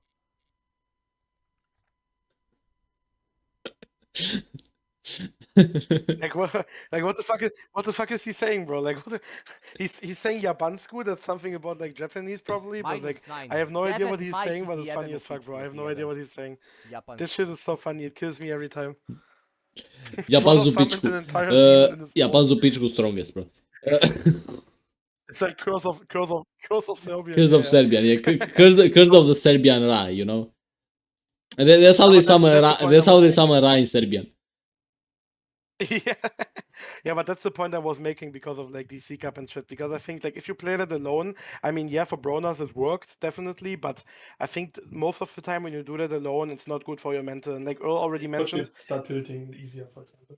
you could start tilting a real easier. Like imagine you play alone for like at least like 30 hours, then you have like a 6-game lose streak, and then like you get max seed every game, and you're like, okay, whatever. Yeah, and I think if you do it with friends, it's just like fun. You just have to Yeah. like think about it. Do you get distracted while other people are playing, for example? So Yeah. what happens is like sometimes when it's like a really scuffed situation and Abo's like, yo, quick question, guys. Does this, like, for example, a ruling question? Like, I'm focused on my game, Nezu is focused on his game, and then Abo just like says something like, "Yo, guys, quick ruling question. If I do this before, like a Christian ruling, for example, like if I remove that before it does that, can this resolve, for example?" That actually helps if I give him a quick yes or a quick no, for example. Like that's good Yeah. because like it can help if you're low on time, for example. Just ask a simple question like, "Do that? Does it do that? Like, please." Answer me quickly because I'm low on time. That helps, you know. And then other people are getting tilted. You are like laughing with them, and then they're like, "Ah, yeah, whatever. It's just a game, you know." Yeah, and Yeah. another thing, But- another thing that like Yeah, go ahead. I used to do is like just in general, you know, having something to interact with, even when I didn't do the the voice call, you know, with like Mordred and Kirar, you'll see, you know, back when I got like top 100 with Pearly, right? I actually streamed the whole thing just because, you know, it just feels so much better when it's something to interact with. You know, stream is not something that's like directly interactive, right? Because it's like voice versus chat, but it's still something, you know. It's still when something happens, I can at least tell somebody, and that somebody will laugh, you know, and that gives like overall like positive feedback, you know. It's just that kind of thing. The only difference between like voice call and chatters is like chatters, you know, don't always know when to shut up, you know. Sometimes, you know, they'll be like, you'll be like in a tilted situation, they'll be like, oh, actually you could have done this, you know. They'll make you crash out even more. But like overall, you know, just having something to talk to can help a lot, right? So Yeah, I actually for example, do suggest it to everybody who like intends to like grind DC Cup, you know. Just get somebody in VC. You could be calling your grandma, I don't care, you know, but just be in like a voice call with somebody, preferably that they know Master Rule, you know, and like just be like, okay, so just tell what's happening to somebody will help you, like, calm down your nerves, keep the vibes up. Yeah, and also because like Duarte or someone was saying, I wish Module would stream his runs. I get your point because like I remember when I didn't play like Master Duel that much. I started in when did Master Duel release? Do you remember, guys? 2022, I believe. I don't know. 2022? Yeah, 22. Okay. I think was it 2020? When did Joshua qualify for Worlds first? Was it 2022? 2023. It was Yeah. 1 year later, right? Yeah. I remember. Because I the remember pack started 2023. it was Tierlemans Sprite format, right? Yeah. Yeah. What I want to say is like I remember I was more of a TCG player at that moment, but then there was like the event of like the World Championship qualifier where Joshua qualified, and I remember like I was like at a regional or something at that weekend, and I came home and in the evening and I was just like looking around who was streaming, and I saw Josh's live stream. And I watched that event, and it was actually fun to like see this tryhard stream. Like Josh was sitting there, not interacting with anybody, just like focused, locked in, high competitive gameplay. I love that shit. I would eat that shit for dinner. But the most important thing about this kind of content is, I think you get really tilted. For example, Mordred, if he would do that, I think that would work. But the problem is, Mordred is the type of guy, if he, for example, misplays a game, like for example, he's on like day 2, he already played like 20 hours, he's fucking drained, he's like the fifth energy is into his blood veins. And then someone in chat says, Modred, why didn't you do that? That was obviously he had super poly, why are you so stupid? He would fucking lose his mind.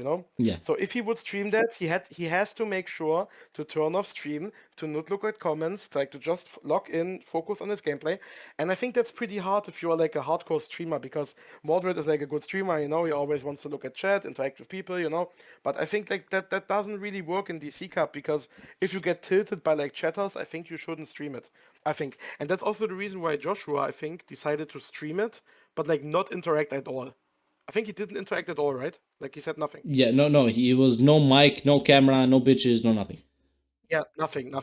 Yeah, I think that makes sense because you are locked in. I mean, I don't know what Josh did. Josh was probably in voice chat with his two teammates, with Emre and Quanta, I would assume. But like he streamed his games. You could not hear him, you could not see him. I think that's fine.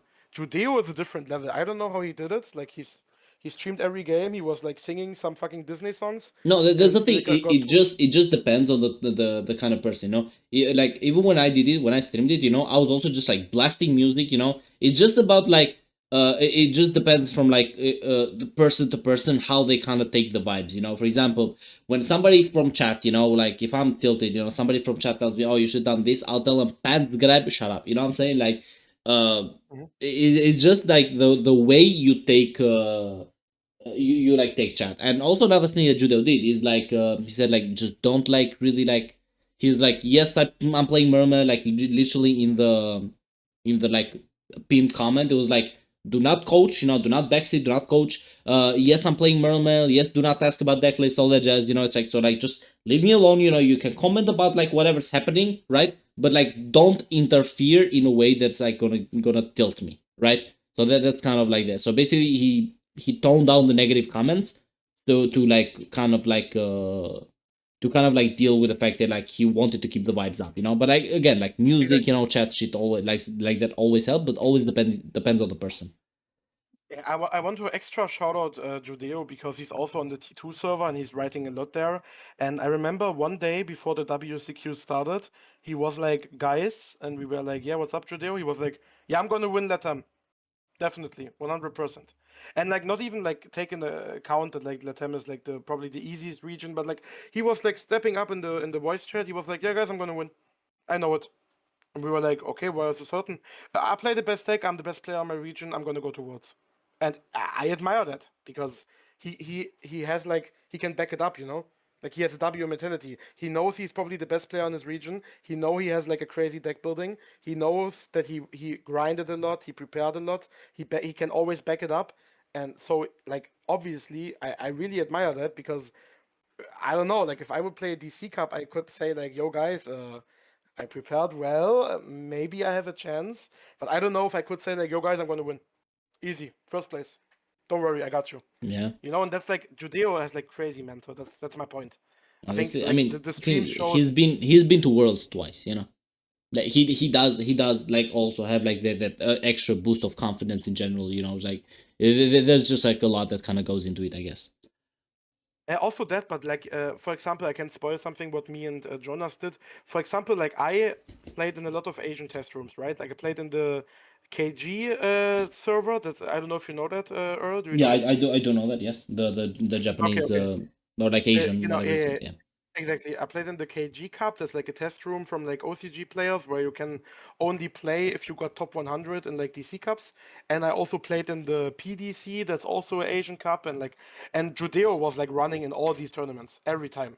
Every time he was writing me like, "Oh, Niciboy, I forgot to like play in that test room. Tell me what happened. Like, what was the meta? How was it looking? How was that decklist? Like, he's fucking invested. He was like playing every test room, getting informations.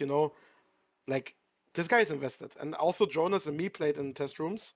And like you see, I don't know if it helped Jonas that much, but you can see It was definitely helpful because you played a lot of time. Like you remember, like the one Japanese test room, I played a Challenger Cup on the same day. Yeah. I think I got first or second place there. Afterwards, I played another tournament which I won. And afterwards, I asked him, "Yo, when does the thing start?" Oh, in 20 minutes. It was like 5 a.m. And I played this for like how many 6 hours. Yeah, for 6 hours, and then you fell Yeah. asleep. And then we had to Yeah. play in Challenger Cup, and you were sleeping. Yeah, that's true. Yeah, true. In the first round, I played against Niciboy and I fell asleep. Yeah, he was sleeping. But I was also like, I had only also like 2 hours of sleep. But like, that's what I was saying. Like, people, if they are invested, they're gonna play in every test room. They're gonna test every deck. They have their own testing circle. Like, this is all things that take a part. For example, also Quante. Quante is also testing with his teammates, with Joshua, with other pro players. Like, also like having a good testing group, having like friends that are also really good at the game, that helps you getting better, right? For sure. Like if you play against players, then you become a better one as well. Definitely. Yeah, I think also the biggest advantage I probably had is I respected like every % win rate really hard. Because back in the day when I played like League of Legends, like in the solo queue climbing and stuff, like I was thinking, okay, like when you think about what is the difference between 55 and 60% win rate when you climb. Like if you, let's say you need one net win, for example.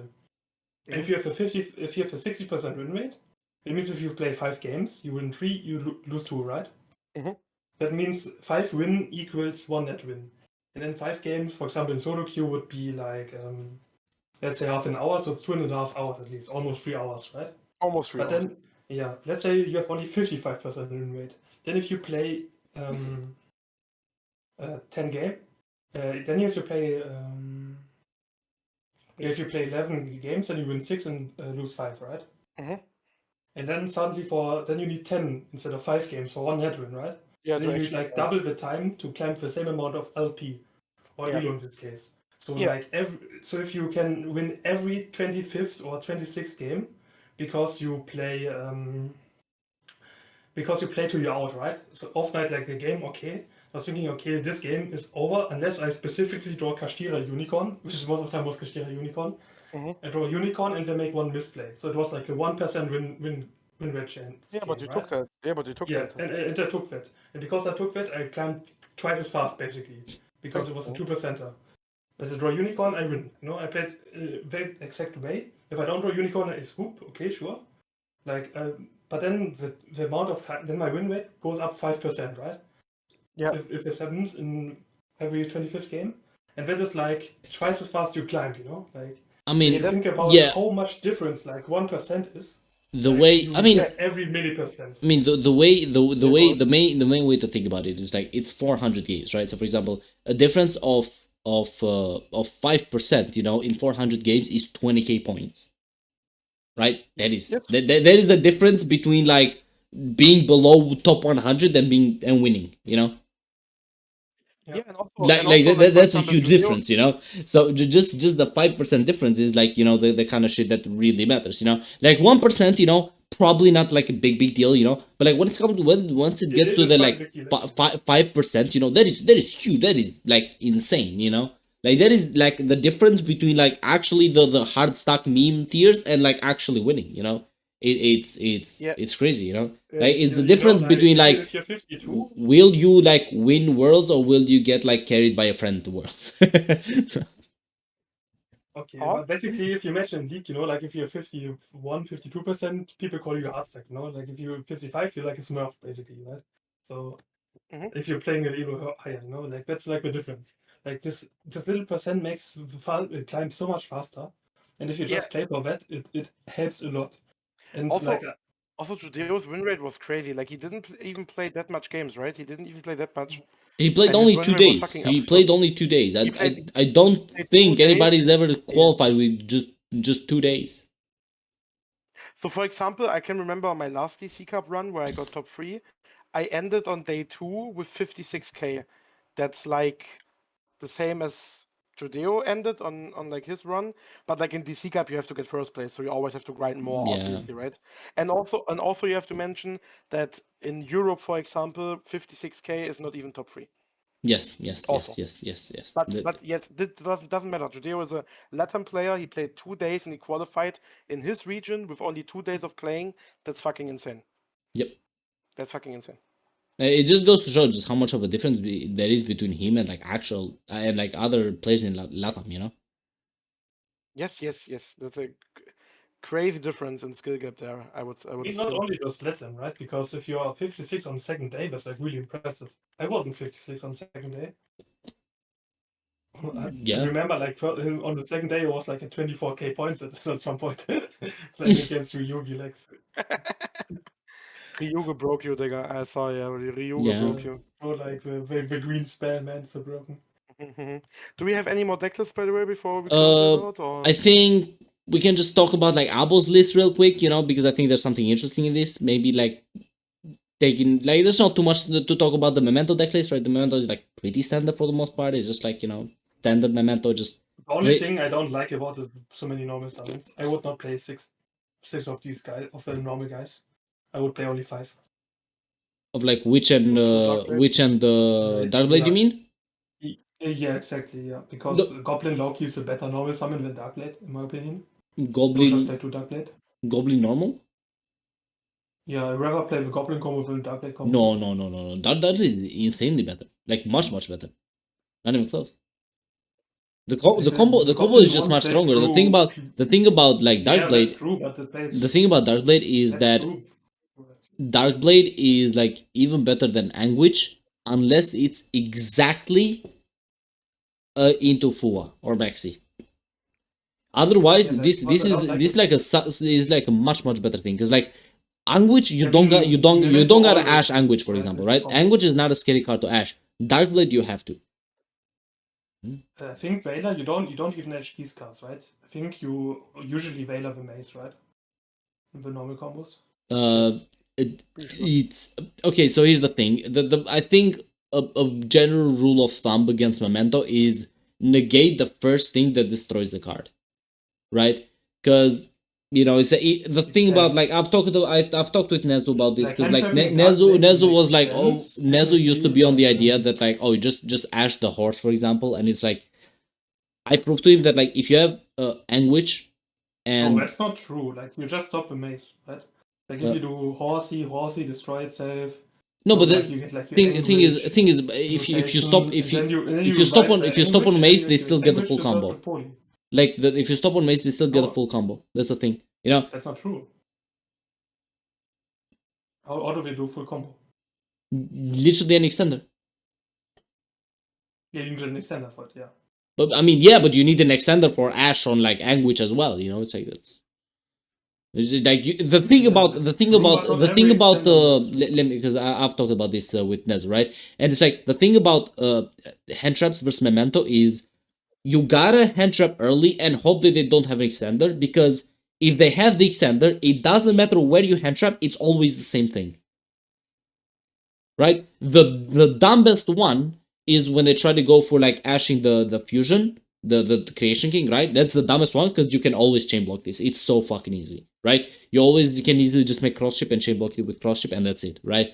But yeah, so like no matter what, whenever it's like, unless it's exactly normal summon Anguish, then you can just wait for the horse.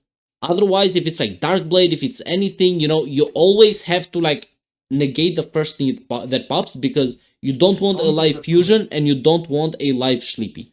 Sleepy will go full Like, if you combo, start Fusion will with go Dark full Blade combo. specifically, I can understand it. Because if you have Dark Blade, that means you don't have the Horsey, for example. Because you would always start Horsey over Dark Blade because of Fuvalos and Maxil. Right? Like, that's I mean, new no, too, no, no, like, not you got necessarily, not both. necessarily, right? You can always start Dark Blade as well, and then Dark Blade will just like activate Dark Blade. If you get full also Max C, you search Mace, you summon Mace. Mace searches like whatever spell, and you pass Okay, on but that. what if they have a hand trap and you have Horsey and Dark Blade in hand?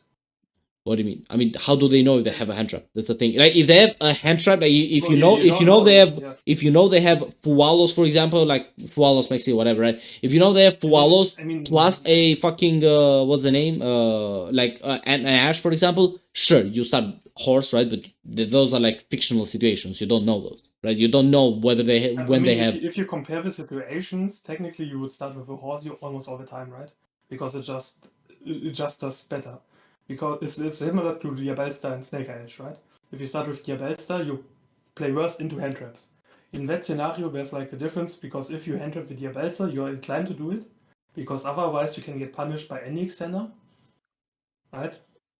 But if you start with because if you have a Snake Ash on board, then you can revive it and play the combo onwards. That's why you're inclined to hand trap with Diabellstar very often, if you can. But in this scenario, I would say you should always start with a Horse over Dark Blade if you have both. Because if you compare what the hand trap options are your opponent has, like it plays better into like almost anything, what I can think about. If you start with a Horsey. I mean, yeah, but the thing is, like, the thing about like Ash, for example, specifically, is like, again, it's always just about the extenders, right? If you start if they start with Okay, let's Horse, say we have Ash, yeah. right? And you start Dark Blade, and then you they always don't Ash Ash, it. you always Ash, right? If they Let's start, say let's say Dark Blade doesn't get Ashed.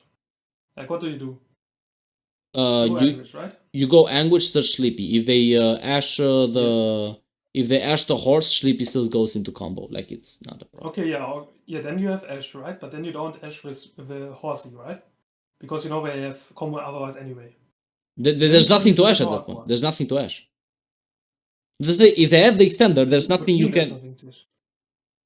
No, but it makes a difference.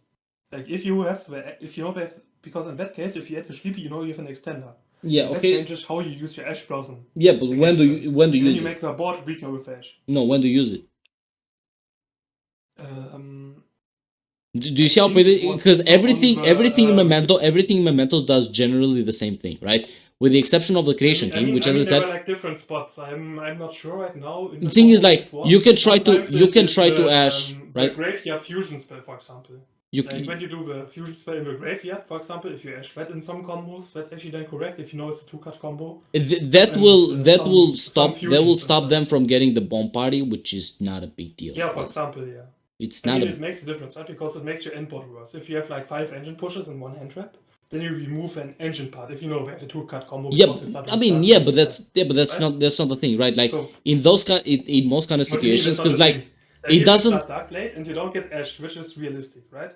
And You then don't. But the they thing is, you escalate, right? shouldn't. Like, You basically, shouldn't that's the let that. long-term. You shouldn't let that go. Do you get my point?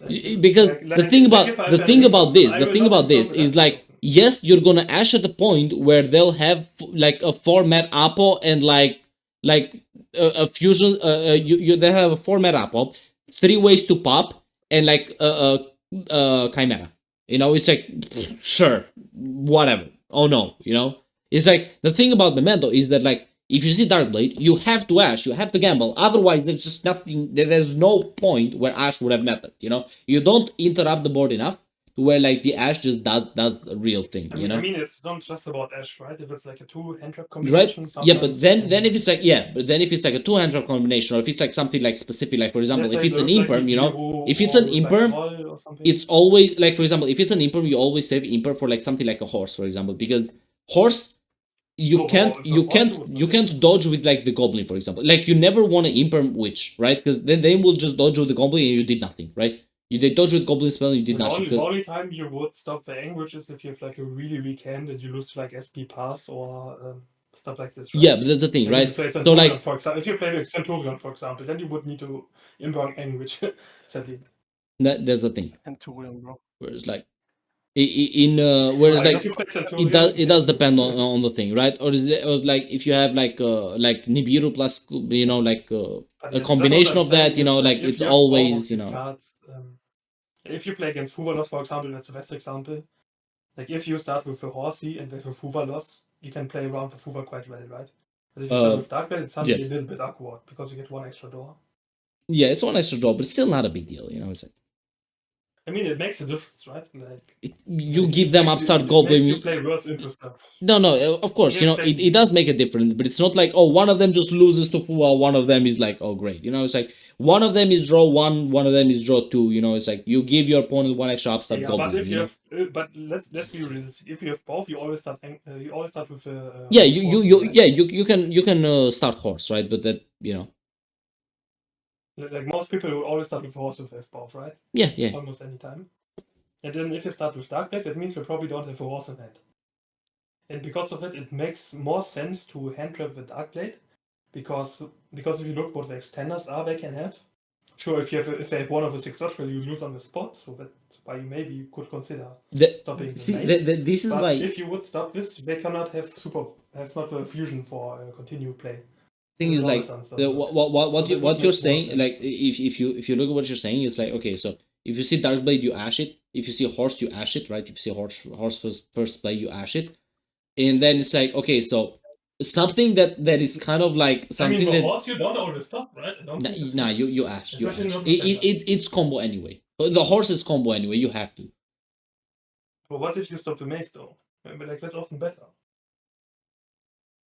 But if they have the starter, or if they have the quick play anyway, it doesn't matter, right? Quick plays, like if they have the fusion, you lose, right? But if you stop the maze, then they don't really get into fusion all that much. no, they do, because like literally any extender and they go into Goblin, and then Goblin mills the fusion spell, and the fusion spell just pops something and gets it back. It's like any extender, no matter how you spin it, the extender is always the extender will always get you combo, right? So that's why I say it's like the safest way to like hand trap Memento is just stop the things that pop a card, Okay, and yeah, it's like what am I?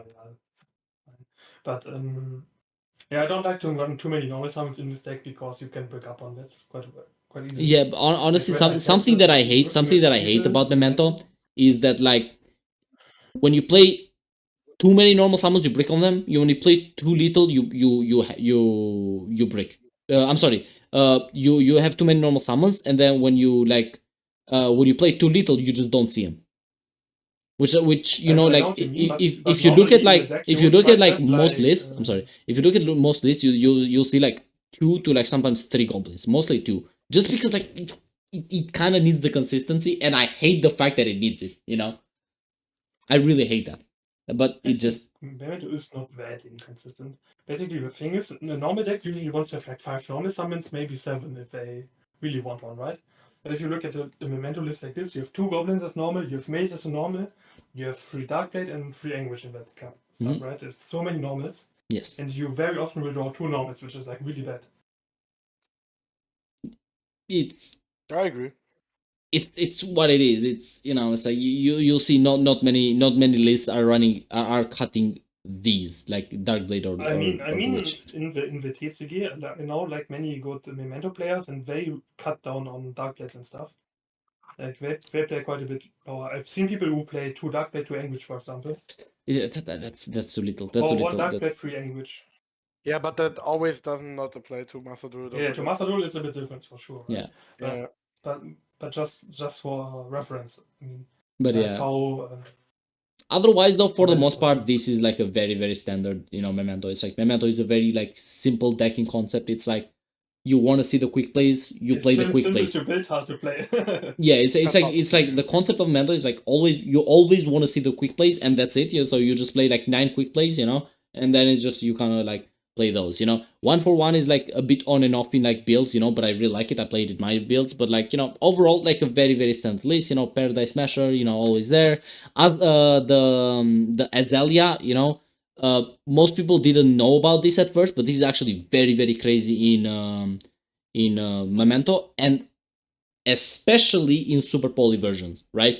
Simply because like you'll be able to like super poly like a board, for example, and you'll have like like a Garura, for example, and Garura is a light or dark, you'll normal summon an Anguish, you'll force something out, and then you'll just turn those two bodies into Azalea, and then Azalea removes itself from the board, which opens up for the horse, right? Which is like something that really, really comes up, Basically, Memento helps because the horse can only summon itself if you only have Mementos, and if you have a card destroyed this turn, which Azalea does to itself, Yes. then suddenly like the Memento Fusion, for example, is alive, or Sleepy is alive, which matters in many scenarios. That's why people play Azalea. It is just like Azalea is very, very good in like Memento. But yeah, overall that's kind of it. On the other hand, though, like a more interesting list is the Abu Hamoud's branded list. The reason why I say it's kind of interesting is it's playing no thrusts, right? And it is playing 52, which is like a very weird number. So it is not playing thrusts. It is not playing fusion duplication, the trap. It is not playing. Fuck, I forget something else It's playing less normal summons. Yes, and the not main playing Frost logic makes sense. right? The main logic behind this is that he's going hard on going second mostly, right? So he's building. First of all, this is a stronger list than the standard 60 card branded, right? It is stronger when going second, right? So you will see, like, because it's 52 instead of 60, you will see your super poles and your droplets more, and because your game plan is to go second, you don't really need the thrust into like fusion duplication either. You always get honey. So another thing that's really, really interesting that like I do want to talk about is the fact that he has 7 alt art Cartesias and he hasn't dismantled them. 4 Quems. He has triple branded fusions that he hasn't dismantled, and 4 Rinbrands. Why? He has 6 branded and whites actually. But it's like a normal. It's like a normal rare, something like that, right? No, it's SR. It's SR. You sure? Don't wait. I think so. Like one thing you have to mention though with Brand is that everyone plays the deck a bit differently in how it is. I mean, yeah, but like, and based on how you play this deck and how you interact with opponents or try to beat them, because Brandon doesn't always just break all the boards and plays the same combo every time, right? Like you have different ways of how you try to win the game. You break half a board, leave some interruptions up, and try to win with your follow up and your interactions, which you can set like with your spells and traps, right? And depending on how you play into the boards, like your non-engine and the engine cards you play, highly differ basically in this deck. And that is like something which matters quite a bit, I think. Yeah. And to the people, it's the same because he's coping on 3 Brafu. What is he coping on with 7 alt art Cartesia? That's not even counting original art Cartesias. Maybe bro, you can you go to say it straight into his face? This card, alt art Cartesia, like you cannot do that to him, man. Yeah, he wanted to go for Royals, I think. Bro, every time Abu tries to dismantle alt art Cartesia, he just gets like flabbergasted by the uppies, Ayo. So yeah, it's it's not the craziest branded list. It's a typical Abo list. Abo is like, if you watch this list and you see one branded loss that's Royal, it's always Abo. True. This is an Abo deck list, like literally. Yeah, but then again, like Abo does always change his deck list quite a bit. Like it's like he went from like the 3 loss, to like 1 loss to like 2 Cartesias, 3 Cartesias to 1 Cartesia. Like he's always like changing his deck, around. Yeah, so like, I mean it makes sense, right? It makes sense. Like he knows what he's doing. Yeah. He's adapting to the format. He knows what he's doing, and also like my list also always swaps out like a couple of cards. Like it just makes sense. Like the format changes. Like people play different non-engines, so you Yeah. that. And maybe he will get his first Waltz icon. Who knows? But yeah, I think that's kind of about it. Anything to add? No. Whoa. We missed one deck list, and you need to pull that up again. Scroll down a bit, please. Which one? Stop you when I see it. More. We're going to the side events. Let's go. Wait. Open the chun, please. Chun, bro. Like, what do you get at? Like, why? Is that the guy with Sprite? The Temper guy. Is it that guy? I'm not sure. I think I played against this guy when. That's not him. Fuck. Check out. No, not him. I played against him in like one of the Go up, 3 games, which Go I up. I think it's a bit higher. I think it's a lot higher. Go up. Go to the top again, please. Wait. Hello. Huh? Seventh place. BNE? Tempai? Seventh place. Yeah. Please explain this, guys. Okay, wait. I'll as the best Tempai player, you know, it's like I will explain this. Don't worry, I got you.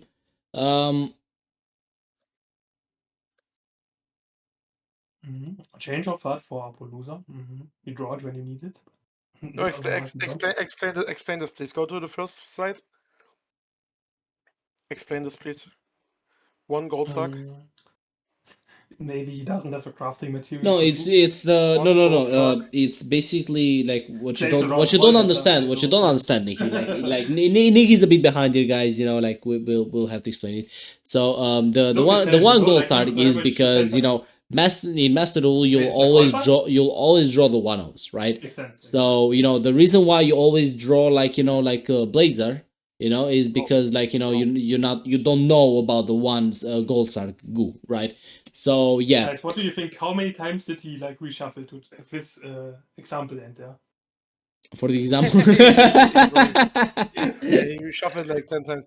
Bro, this is one of the worst deck lists I've ever seen. Bro, this guy is gonna tell me that. Or is that the Gamma Seal?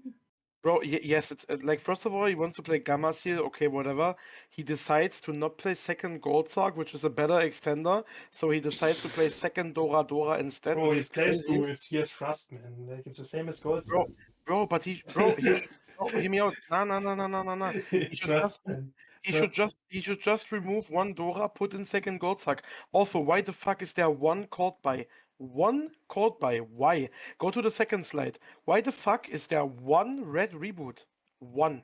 For the because he wants to like call by the red reboot as crossout. I don't know, bro. Are these the correct ratios? I'm not. Am I behind or what? I do fear that Niciboy is behind. I feel we can all agree on that. It's pretty simple, bro. Like, you think, okay, I want 1 out for every deck which can possibly happen, so that I sack everyone every time, you know? Where is Chandra? Right here. What You do you mean, just where is gotta Chandra? you just gotta draw me out, you know? Like, if I make like a Towers monster, like a Light Dark Class Angel, Gamma Seal. Bro, if I play Labyrinth, Red Reboot. Red reboot, yeah. If I have Appaloosa, Change of Heart. This is like If I Ash you or Kaiman, you call by it. It's not simple. This is a deck list. This is a deck list where when it would like reach 90th place, I would say like, yeah, whatever. This guy like barely. If you play against Sprite, it was Purulia.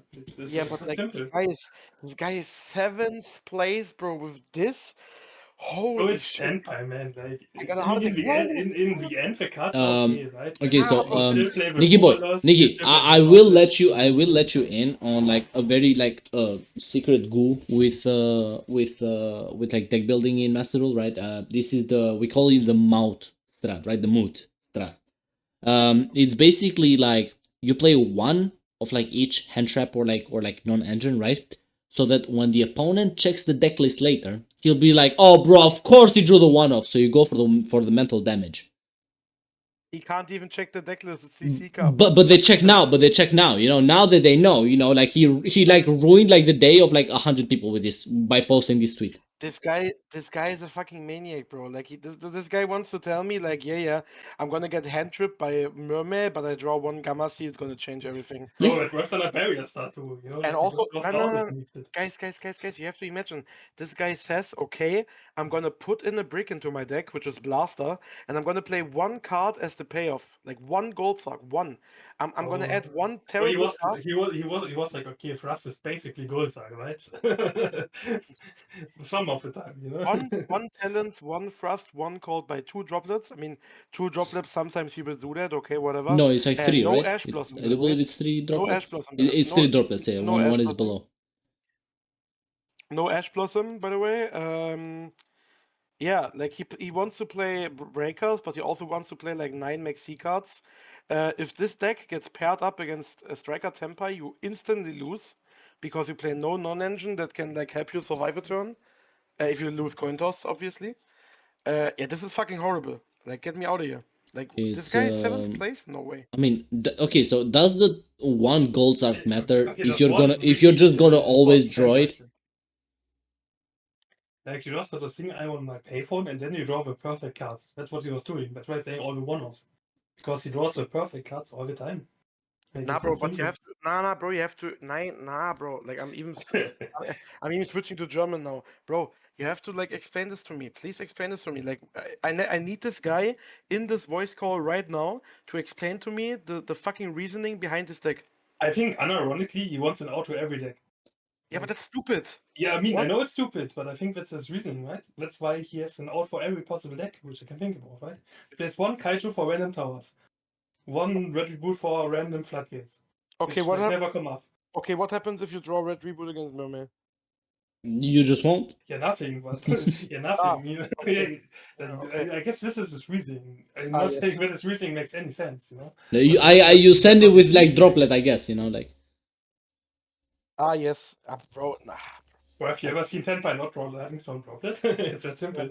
I mean, I get that, but holy, nah, bro. Please put that out. I don't think it's good at all, but I Get that think out that's of- I think that is the reason behind it, right? Like, what else would be the reason behind 1 Gamma Seal? Get me out of this deck list, please remove That it. can from me. also barrier tattoo, I guess. Please close this Yeah. deck. I cannot watch this. This is the kind of Then deck you that activate the this is the Kaiju. kind of deck that I expected. The you know the guy is stuck in like 6,000 for like 300 games to play. Yeah, in reality, he had 50k points more than you, right? Yeah, this guy had how much points? Wait, 68? which one So was it's like 3 Tempai? times your Yeah, points, he though. was like What do you think 68. Yeah. about it? Nah, I have 38. He has like 30k more, but like how? I wanna know. He's just twice as good as you. It's that simple. Yeah. He's twice the man Something Nicky could hope to funny. be. Genie, by the Like way. what? Remember He this? just believes more than you know. Like, Yeah, like, he just wanted believe more, you know. just believe. Fucking sick, bro. I'm fucking sick of this shit, bro. I cannot watch this. Holy shit.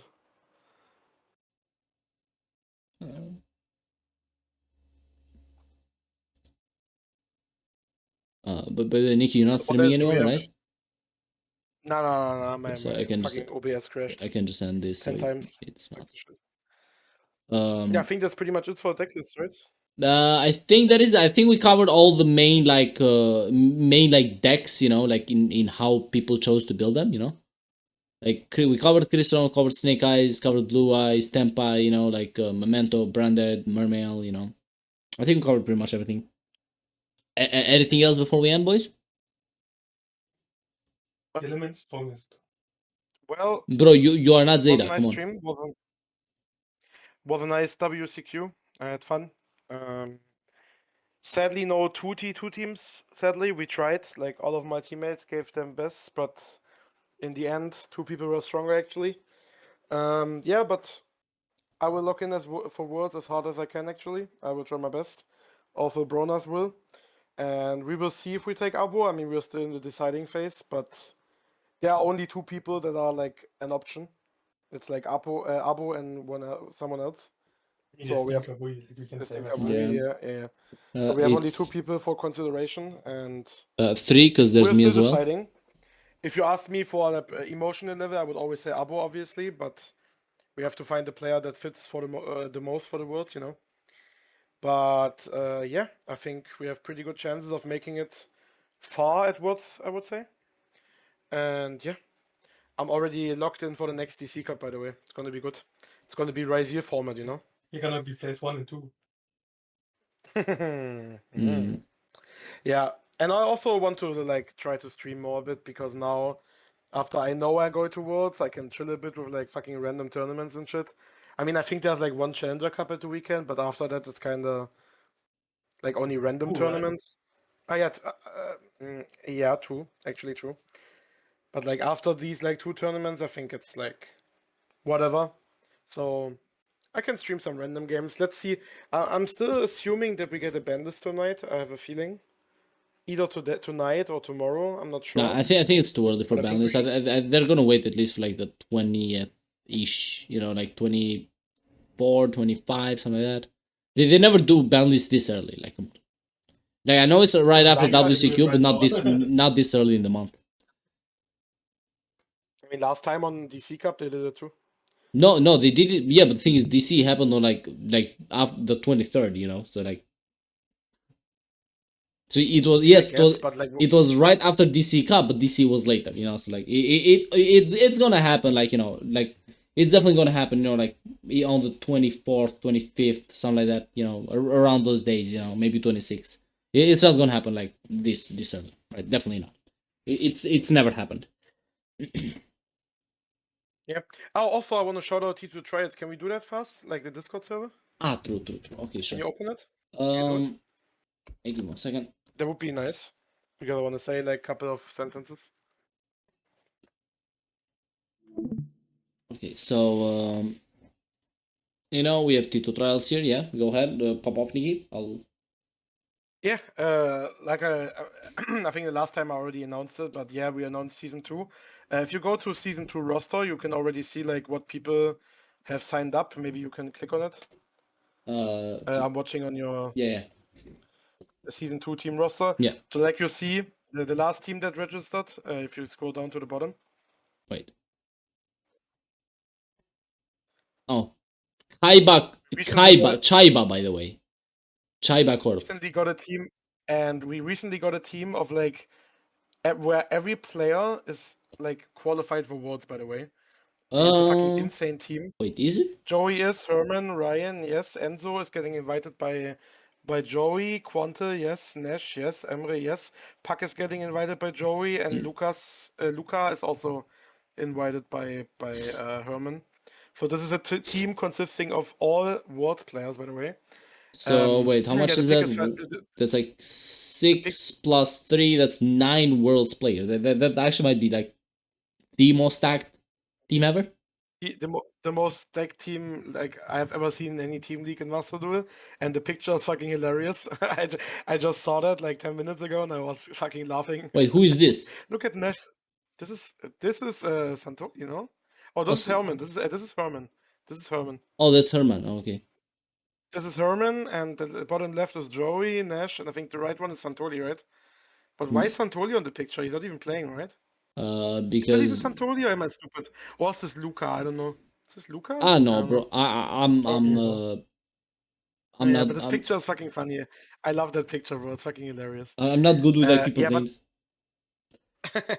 Yeah, but not only we have them, like we have, if you scroll out a bit, we already have like, I think 16 teams. Like we posted 13 teams, and we have like 16 at the moment. And there's still like 3 weeks of like registration. So if some of you want to join, feel free. Yep. To like hit me up or Kidot at DM. So you can still join the league. We're gonna play with Worlds format, which is actually pretty cool because me and Jonas, we can keep an eye out what people are cooking, right? Like we can see what's like working and what's not. And also, I mean, I guess that Herman and like Ryan joined because they also want to test, right?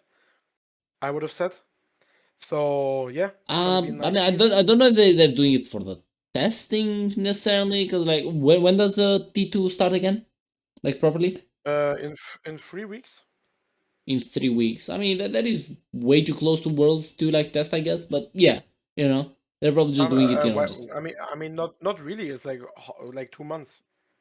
Wait, is Worlds in August or end of August? Oh, end of August. Yeah. End of August. Okay. Yeah, it's like Jonas. What was it again? Was it like 29th of August or something? I think it was 29th of August. I think like something like this probably. Yeah, 29th of August or something. So maybe they want to test. Maybe they just want to play for fun. Who knows? But yeah, I'm looking forward to it. Gonna be nice. I mean, I'm not gonna play into it because I'm the creator, but I think people can cook. Actually, maybe Earl joins the team. Who knows? I am. I'm in Mickey Mouse Clubhouse right now. I will join. So oh, you yeah. are the Yeah, bro. Does T2 stream the games? Yeah, we are gonna stream every game. We are trying to at least. Yes. And we're gonna post them on. You can see right here We want to. the streamers. We want. we want to create maybe a YouTube channel or like something where we can like upload all the VODs. And if not, you can always want to watch the VODs on like the streamers. So we have like official streamers like me, Kidart, Earl, like the people, April, Maybe Nash is going to stream some games, who knows? So you can always watch them in like the VODs of the channels, Do you want to Yeah. team up? Hit up my DMs, I guess. We'll talk. What's the OnlyFans hashtag for? What? You can join the Discord server and you To can click on pictures. yes, so and basically, you like, can, if like, you're only a fan of one team, you can click on it and you will get notified only when that team, like, is playing, yeah. is playing, right? So, So for it's example, it's if you only like- if you- for if you like- fans, right? Yes. So if you like Earl's team, you click on Earl's like team picture, and you only get notifications if Earl's team is streaming right now. Yep. That's the reason behind it. Yeah. I think also Mordred wanted to join the league. I think he wanted to join with a team. I think.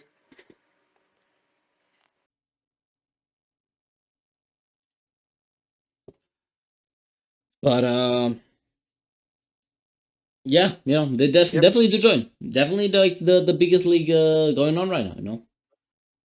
Yeah, I mean, the biggest league is the WMPG, the Japan league, but it's like a free league. Yeah, I mean, And like, I think it's also like a big league, like, like you have to take account like a prize pool as well. It's like, I think when you count big, you have to take that into account as well.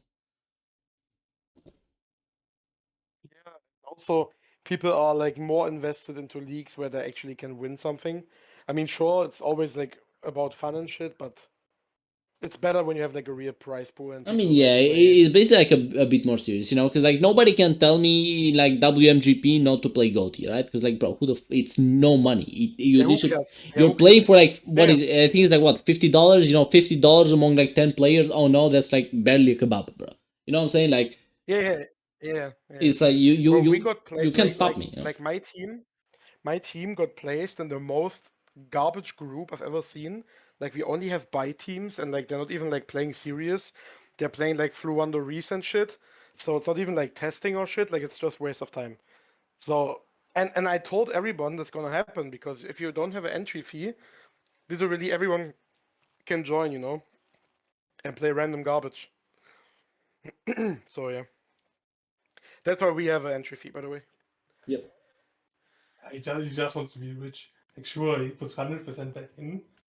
Here in Yeah, we But here in in the time UK, where you put the money back in, it multiplied in value. Right? yeah. Sure. So basically, what I was trying to say is that T2 Trials is a pyramid scheme. So you just put in the That's money, it gets crazy. multiplied. I think that's crazy cap, but yeah, whatever. You invest the money in the 2 minutes. Yeah, you invest money, and then it's actually afterwards, just you pyramid make scheme, like like one that's extra euro, like that's the goo. I think you guys are yapping. I think you guys are crazy yapping. yeah. Yeah. We'll see about that, bro. We'll see about that. When the files get like the files get out. It's like we really know like what happened behind the scenes. How did as branded like DAG driving perform? expensive car, Like, Yeah. What you mean Gonna as drive a branded? Lamborghini.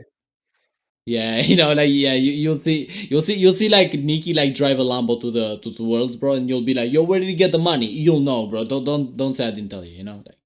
So actually, I was like not even joking. I was actually thinking about like when we go to Worlds, I'm gonna pick up like Jonas and Abo or like the other Dinkabui with my car, and we just drive to Paris with car. But it would be stupid because Konami is gonna pay for everything. So Yeah, like why would you do that? Like, But trust me, Earl, the most fun thing about TCG is like when you actually are like 5 people in a car that only play Yu-Gi-Oh! And you all yap like on the like car trip to the location, That's so fucking fun. I mean, yeah, bro, that is literally, fun, bro, Wait, that's like also what? funny, yeah. Okay, now we're kind of overhyping it, bro, because like that's literally what I did like 2 days ago with my boys when I went outside. You know what I'm saying? Like bro, it's just an out with the boys. It's like not. The funniest thing I remember is back when Except you can say when somebody cuts you off in traffic. Azamina. You know, like when like Asavina cards were bad, you know, but you played them, you know, there was no Doom Dragon for Millennium. Like everyone was like blaming Mimikul that it's like the most toxic stand deck ever because they couldn't normal summon with EarlGB deck or something. And I was reading like a Deception again. You can tribute one monster, it doesn't say face up. So I just tributed like the Mimikul monsters for the Ballstar and Deception and won in like 10 minutes or something. Like, and everyone was like, "Oh my god, Mimikul is the most toxic deck ever. It's so unfun." It was so funny, you know, like when Literally does nothing. Yeah, but I hate it. The funny thing is if they get impulse, you know. Yeah. Like Like I was sitting next to Johan after my game was finished, and he was playing against Mimikul with Labyrinth, and he was sweating. You know, like he was thinking around all these effects, but he was already impulse. Like 5 people were like laughing next to him already because he was like struggling all that much. And then he was like, after like 5 minutes of thinking, he flips up a monster, and he says effect. And so no effect. What do you mean no effect? Yeah, you still. Yes, impulse. Yeah. You saw like his relief in his face. You know, it was so funny. Yeah, I think that's kind TCG players where they can cheat. Am I right, bro? But anything else, boys, before we close up, because it is closing up to 2 a.m. You know, I am literally dying. You know, I mean, yeah, it was a bit too long, but I think it was actually really funny. Yeah, it was very fun. It was very fun. You know, but like Niciboy will have to like tuck me in bed right now. You know, it's like I'm just. I got you. Nah, the yapping is always fun, and also like Worlds is gonna be crazy, guys. Trust me. Please watch our games. Watch us fumble. Trading cheat game. No. Hey, yo! By the way, wait. Another thing. If you guys don't vote for the Jonas Niciboy team at Worlds, you know, when you have to vote, you know, like actual frauds. By the way, okay? Like I'm just saying. Yeah, true. They have to vote. I totally forgot. Bro, like the only way I might not vote for Nikki is if Emre asks me to vote for him, because then it's like Emre is also my boy. Okay, so like I know it's like then it's like kind of tough choice. But otherwise, bro, like okay. If you don't want the gems, that's fine with me. Yeah. Someone only voting if Abo is in it. Yeah, bro said. Oh, bro, okay, bro said from 90% Abo to 91. You know, like. Yeah. Let's see what we choose, but you guys will know. I think as soon as we have our third teammate, this guy will post it on Twitter, if it's Abo or Dinkabui. So you will know, guys. I mean, we will also probably talk about it, you know, like in a future GBBC as well. Yeah, I mean, we're not gonna spoil our decks and what we prepared, but we can talk about the process. Yeah, like you will talk about like, and then like GBBC before the World's Voice, you will find here every deck list. You know, we'll have the decade, the decade go. But let's do like bootcamp actually. Actually, wait, before we close, you guys think decade will leak decks again? Actually, wait, no, you can't because no one tap. It was so disgusting. Yeah, no one tap GG this time. So yeah. This time I could actually flame, you know, like get the flame back, you know, like was it like Nash and Julio or it was Judeo and it was someone else, I think. I don't remember. I mean, Judeo wasn't blaming. Like, thing is, like Judeo, like Judeo complained about it, so it's like, yeah, Judeo's complaining about it, so he's probably one of the ones cheating. So you know, it's like. Well, if someone leaks my list, I would be so pissed because there's like imagine like you play like one Nibiru in your deck. So that people see that you play Nibiru, right? But they don't know how many you play, right? Yeah. Or if you play the one drop deck, like if you play, that's like one thing. Like I think one of the smartest ones. I think one of the smartest ones was wait, Pesho is typing. Let me scroll up, so just in case. One of the smartest ones was what Snipe Hunter did last year, right? Yeah, what they did is like Gamma was like the best hand trap, you know, like. Of course, like Maxi side and shit. But like Gamma was the best hand trap.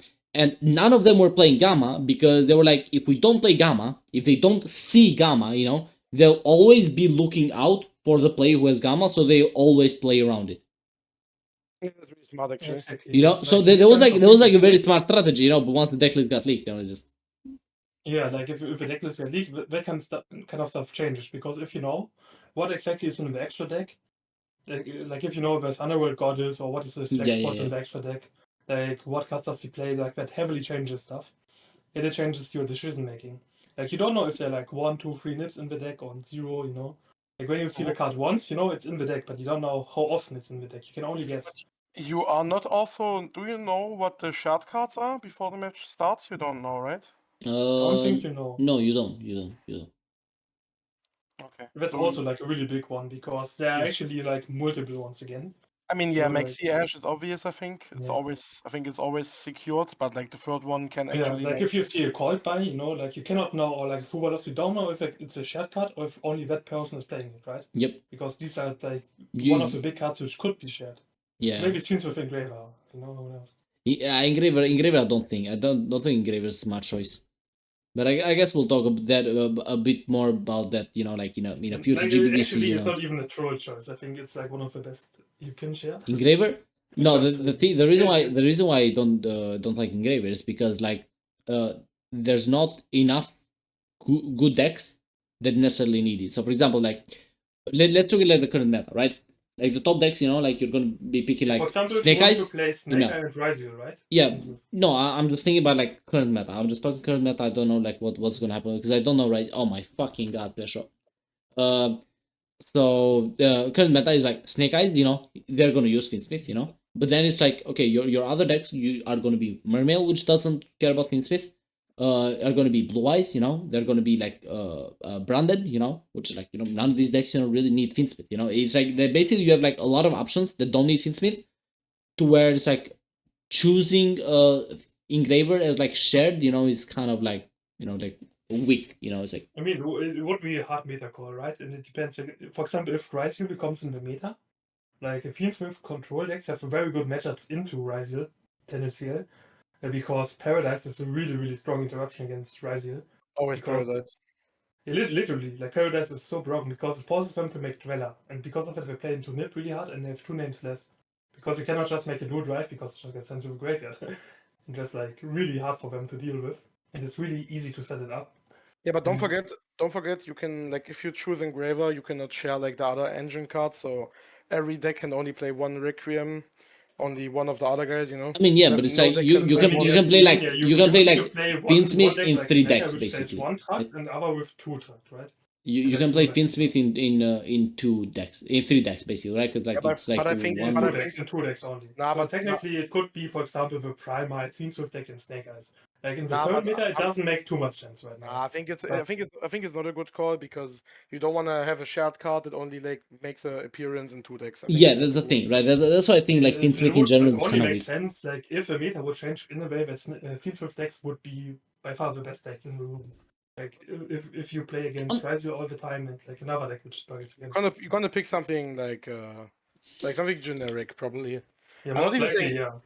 Not even saying Cold Buy, but like Yeah, anything. Fuva and Cold are the most likely ones, but there are Yeah, like some Fuva- other ones.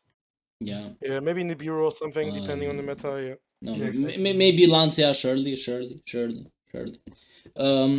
Bro, like for the one Malice player, you know, Yeah. like, sure. Like, let's make our deck worse for the 2 matches. Shard card would be Lancia, no joke. Nah, you like So we just play if, all one Lancia, you know, just to bro, go like against the even specific like against worst the case Malice scenario, you'll just like accept the L to the like Malays player and that's it, you know. But yeah, that's so I mean, the thing is, Malice is not all that good going second. Like, sure, it plays 20 hand traps, and yeah, but apart from that, it's not as bad as Blue Eyes going second, but Oh my god. again, in many decks, you know, it struggles against. Like, you Oh, can never okay. beat Fire King import. Fucking Blue Eyes. Yeah, but it was a nice talk. I enjoyed it. It's so fucking late. I'm so tired actually. yeah, so thank you guys for stopping by. You know, always love the GBBC. You know, especially thanks to Jonas. You know, for stopping by to the GBBC, bro. Yeah, no You know? problem. It was the first episode where we had a special guest. Actually, we have to do that early, often. You know. Yeah, I mean, Have to okay, invite so more to be fair, very technically, Mordred is also a special guest, you know, because like the original idea of GBBC was like me and Nikki, you know, but like Mordred is part of the group now, you know, it's like bro's always here. That's fine. So- I think we should definitely get an episode. Like, if we get Abu into the team, we definitely need an episode with Abu actually. yeah, for sure. And maybe with like we wanted to invite Murasaki actually. Remember? Like, let's also do that. Yeah, true. We can do that, you know, when we have to talk about Mikanko being in the meta. Just kidding. But So the Mikanko spell is so good, actually. But yeah. if Ryzel comes out not, but it's not that bad, actually. Like, it's not that bad. I think But we it's need. also not that good. I think we need Murasaki for that. I think. Yeah. So Yeah. and swords, boys, before I leave. Vote for us at Worlds. Only if Good. you need gems, you know, like if you don't know gems, it's fine to not do it. So yeah. you- Also if you need gems. Yeah. So you heard this here, boys. So Nikki for president. So yeah. But we Um, win it. And follow me and Bronas on Twitch. By the way, shout out Bronas Twitch channel. Oh, do it oh wait, he has a Twitch channel. What the fuck? on yours. Yeah. It's Bronas YGO, I think. Also, I have a YouTube. Also YouTube. Yeah. Shout out his Twitch. It's easier, I think. On Yeah. That's true. Yeah. And then from Yeah. there you can find the YouTube because I don't want to like search on YouTube now to like post a link. But yeah, and also shout out to I'm sorry, Nikki, you get no shout out because like you're in the title because like I'm on cooldown. So Yeah. Okay, bro. Okay. Relax.